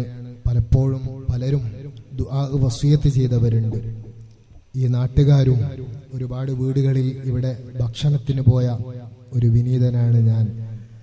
നമ്മുടെ ചാലിയാറിന്റെ തീരത്ത് ഉള്ള പള്ളിയിൽ ജോലി ചെയ്യുന്ന സമയത്ത് അവിടെയും ഒരുപാട് വീടുകളിൽ പോയിട്ടുണ്ട്, അതുപോലെ കള്ളിവളവിലൊക്കെ. അതല്ലാതെ ഈ സ്ഥാപനത്തിൽ സഹായിക്കുകയും ഇവിടെയുള്ള മുത്തഅല്ലിമീങ്ങൾക്ക് ഭക്ഷണം കൊടുക്കുന്ന ഉമ്മമാരുമാണ് ഇവിടെ ഇരിക്കുന്നത്. അല്ലാഹു നമ്മുടെ എല്ലാ കർമ്മങ്ങളും നമ്മിൽ നിന്ന് ഖബൂലാക്കട്ടെ. അവരിൽ പലരും പല വിഷമങ്ങൾ പറഞ്ഞ് ദുആ വസിയത്ത് ചെയ്തവരുണ്ട്. ഇൻഷാ അല്ലാഹ് എല്ലാവർക്കും വേണ്ടി ദുആ ചെയ്യുകയാണ്. അല്പം ദിക്ർ ചൊല്ല. അസ്തഗ്ഫിറു റബ്ബക്കും ഇന്നഹു കാന ഗഫാറ. അസ്തഗ്ഫിറുല്ലാഹൽ അലീം. അസ്തഗ്ഫിറുല്ലാഹൽ അലീം. അസ്തഗ്ഫിറുല്ലാഹൽ അലീം. അസ്തഗ്ഫിറുല്ലാഹൽ അലീം. അസ്തഗ്ഫിറുല്ലാഹൽ അലീം. അസ്തഗ്ഫിറുല്ലാഹൽ അലീം. അസ്തഗ്ഫിറുല്ലാഹൽ അലീം. അസ്തഗ്ഫിറുല്ലാഹൽ അലീം. അസ്തഗ്ഫിറുല്ലാഹൽ അലീം. അസ്തഗ്ഫിറുല്ലാഹൽ അലീം. അസ്തഗ്ഫിറുല്ലാഹൽ അലീം. അഷ്ഹദു അൻ ലാ ഇലാഹ ഇല്ലല്ലാഹു അസ്തഗ്ഫിറുല്ലാഹ അസ്അലുക്കൽ ജന്നത വഅഊദു ബിക മിനൻ നാർ. അഷ്ഹദു അൻ ലാ ഇലാഹ ഇല്ലല്ലാഹു അസ്തഗ്ഫിറുല്ലാഹ അസ്അലുക്കൽ ജന്നത വഅഊദു ബിക മിനൻ നാർ. അഷ്ഹദു അൻ ലാ ഇലാഹ ഇല്ലല്ലാഹു അസ്തഗ്ഫിറുല്ലാഹ അസ്അലുക്കൽ ജന്നത വഅഊദു ബിക മിനൻ നാർ. അഷ്ഹദു അൻ ലാ ഇലാഹ ഇല്ലല്ലാഹു അസ്തഗ്ഫിറുല്ലാഹ അസ്അലുക്കൽ ജന്നത വഅഊദു ബിക മിനൻ നാർ. അഷ്ഹദു അൻ ലാ ഇലാഹ ഇല്ലല്ലാഹു അസ്തഗ്ഫിറുല്ലാഹ അസ്അലുക്കൽ ജന്നത വഅഊദു ബിക മിനൻ നാർ. അഷ്ഹദു അൻ ലാ ഇലാഹ ഇല്ലല്ലാഹു അസ്തഗ്ഫിറുല്ലാഹ അസ്അലുക്കൽ ജന്നത വഅഊദു ബിക മിനൻ നാർ. اللهم إنك عفو تحب العفو فاعف عنا. اللهم إنك عفو تحب العفو فاعف عنا. اللهم إنك عفو تحب العفو فاعف عنا. اللهم إنك عفو تحب العفو فاعف عنا. اللهم إنك عفو تحب العفو فاعف عنا. اللهم إنك عفو تحب العفو فاعف عنا. اللهم إنك عفو تحب العفو فاعف عنا. الحمد لله رب العالمين حمدا يوافي نعمه ويكافئ مزيدا. اللهم صل وسلم وبارك على سيدنا محمد وعلى آل سيدنا ومولانا محمد. അർഹമുർറാഹിമായ റബ്ബേ, ഞങ്ങൾ ഇവിടെ ഒരുമിച്ച് കൂടിയതും സംഘടിപ്പിച്ചതും പറഞ്ഞതും കേട്ടതും ചൊല്ലിയ ദിക്റുകളും ഇവിടെ നൽകിയ സംഭാവനകളും എല്ലാം നീ കബൂലാക്കണേ റഹ്മാനെ. ഇവിടേക്ക് വന്ന ഓരോ ചവിട്ടടികളും നിമിഷങ്ങളും തിരിച്ച് വീട്ടിലേക്ക് പോകുന്നതും എല്ലാം നീ സ്വീകരിച്ച് മീസാനിന്റെ തട്ടിൽ വെയിറ്റുള്ള അമലാക്കി നീ അനുഗ്രഹിക്കണേ റഹ്മാനെ. റബ്ബേ, ഞങ്ങൾ അനുഷ്ഠിച്ച നോമ്പുകൾ, ഓതിയ ഖുർആൻ, ചെയ്ത സ്വദഖകളും മറ്റ് സൽക്കർമ്മങ്ങളുമെല്ലാം ഞങ്ങളിൽ നിന്ന് സ്വീകരിക്കണേ അല്ലാഹ്. അതിന്റെ പ്രതിഫലം ഞങ്ങൾക്ക് നൽകലോട് മിസ്ലു സവാബ് നബി തങ്ങളുടെ ഹളറത്തിലെത്തിക്കണേ റഹ്മാനെ. സർവ അംബിയാക്കളുടെയും മൗലിയാക്കളുടെയും സ്വാലിഹീങ്ങളുടെയും ശുഹദാക്കളുടെയും ഹളറത്തിലെത്തിക്കണേ അല്ലാഹ്. റബ്ബേ, അവരുടെയൊക്കെ ദറജകൾ ഏറ്റിക്കൊടുക്കണേ റഹ്മാനെ. പ്രത്യേകിച്ച് ഈ നാട്ടിലും പരിസരങ്ങളിലും മറപ്പെട്ട് കിടക്കുന്ന മഹാന്മാർ, നമുക്ക് അറിവ് പഠിപ്പിച്ചു തന്ന ഏതൊക്കെ ഉസ്താദുമാരുണ്ടോ അവരുടെയൊക്കെ ഹളറത്തിലെത്തിക്കണേ അല്ലാഹ്. അവരുടെ മദതും ഹിഫ്ളും ഹിമായത്തും ഞങ്ങൾക്കും വീട്ടിനും കുടുംബത്തിനും നൽകി നീ നിലനിർത്തി തരണേ റഹ്മാനെ. അല്ലാഹുവേ, ഞങ്ങൾ ആഖിറുസ്സമാനിൽ ജീവിക്കുന്നവരാണ്. ഞങ്ങൾക്ക് ഈമാൻ വർദ്ധിപ്പിച്ചു തരണേ അല്ലാഹ്. തഖ്വ നൽകണേ റഹ്മാനെ. റബ്ബേ, ഞങ്ങളുടെ ഹൃദയം ശുദ്ധിയാക്കി തരണേ അല്ലാഹ്. ഞങ്ങളിൽ ഒരുപാട് രോഗികളുണ്ട്. ദുആ വസിയത്ത് ചെയ്തവരിലും നീ ശിഫാ നൽകണേ റഹ്മാനെ. ബാവ ഉസ്താദ് അടക്കം ഉസ്താദുമാരിൽ ആരൊക്കെ രോഗികളുണ്ടോ, പ്രയാസങ്ങൾ അനുഭവിക്കുന്നവരുണ്ടോ, അതുപോലെ ഞങ്ങളോട് ദുആ കൊണ്ട് കടപ്പെട്ടവരിൽ എല്ലാവർക്കും നീ ശിഫാ നൽകണേ റഹ്മാനെ. മാരക രോഗങ്ങളിൽ നിന്ന് കാവല് നൽകണേ അല്ലാഹ്. സമ്പാദ്യങ്ങൾ മുഴുവനും ഹോസ്പിറ്റലുകളിൽ കൊണ്ടുപോയി ഇടേണ്ട അവസ്ഥ ഞങ്ങൾക്കാർക്കും നൽകല്ല റഹ്മാനെ. ഇബാദത്തിന് തടസ്സമാകുന്ന, ജനങ്ങൾക്ക് വെറുക്കുന്ന ഒരു രോഗമോ ബുദ്ധിമുട്ടോ ഞങ്ങൾക്ക് നൽകല്ല അല്ലാഹ്. അർഹമുർറാഹിമായ റബ്ബേ, കടബാധ്യതകളുള്ളവരുണ്ട്, അത് വീട്ടാൻ വഴികൾ എളുപ്പമാക്കണേ റഹ്മാനെ. പണം മറ്റുള്ളവരുടെ സമീപം കുടുങ്ങിക്കിടക്കുന്നവരുണ്ട്, അത് ലഭിക്കാനുള്ള മാർഗങ്ങൾ നീ എളുപ്പമാക്കണേ റഹ്മാനെ. അർഹമുർറാഹിമായ റബ്ബേ, വിവാഹം ഉദ്ദേശിക്കുന്നവർക്ക് യോജിച്ച ഇണകളെ നൽകണേ അല്ലാഹ്. വീടില്ലാത്തവർക്ക് ഖൈറായ വീട് നൽകണേ റഹ്മാനെ. ഞങ്ങളുടെ വീടുകൾ റഹ്മത്തിന്റെ മലക്കുകൾ ഇറങ്ങുന്ന വീടുകളാക്കണേ റഹ്മാനെ. രോഗങ്ങൾ നിറയുന്ന ഹോസ്പിറ്റലുകളാക്കല്ല അല്ലാഹ്. പിശാചുക്കളുടെ ഭവനങ്ങളാക്കല്ല റഹ്മാനെ. റബ്ബേ, ഐക്യത്തോടെ സന്തോഷത്തോടെ സ്നേഹത്തോടെ കഴിയുന്ന കുടുംബം ഞങ്ങളുടേതാക്കി മാറ്റണേ റഹ്മാനെ. സ്വർഗം വരെ നിലനിൽക്കുന്ന ബന്ധങ്ങളാക്കണേ റഹ്മാനെ. അർഹമുർറാഹിമായ റബ്ബേ, പരീക്ഷ എഴുതിയവരുണ്ട്, എഴുതാനുള്ളവരുണ്ട്, എഴുതി ജോലിക്ക് കാത്തു നിൽക്കുന്നവരുണ്ട്. അല്ലാഹുവേ, എല്ലാവർക്കും ഖൈർ നൽകണേ റഹ്മാനെ. സർവ പരീക്ഷകളിലും പരീക്ഷണങ്ങളിലും ഉന്നത വിജയം നൽകണേ റഹ്മാനെ. അപകടങ്ങളിൽ നിന്ന്, അപകട മരണങ്ങളിൽ നിന്ന്, പെട്ടെന്നുള്ള മരണങ്ങളിൽ നിന്ന് കാക്കണേ അല്ലാഹ്. റബ്ബേ, ചെറിയ കുട്ടി വർഷങ്ങൾ കഴിഞ്ഞ് ഒരു ഉമ്മക്കുണ്ടായ 2 കുട്ടികളാണ്. ആ കുട്ടിയിൽ ചെറിയൊരു കുട്ടി ഇപ്പോൾ ബേബി ഹോസ്പിറ്റലിലാണ്. ഹാർട്ട് ചെക്ക് ചെയ്യണമെന്നാണ് പറഞ്ഞത്. ഇരട്ട പ്രസവിച്ചതാണ്. അല്ലാഹുവേ, എല്ലാ രോഗത്തിൽ നിന്നും ആ കുട്ടിയെ അടക്കം നീ മോചിപ്പിക്കണേ റഹ്മാനെ. പരിപൂർണ ശിഫാ നൽകണേ അല്ലാഹ്. കാമിലായ ആഫിയത്ത് നൽകണേ റഹ്മാനെ. എല്ലാ ദുരിതങ്ങൾക്കും അറുതിയാകണേ റഹ്മാനെ.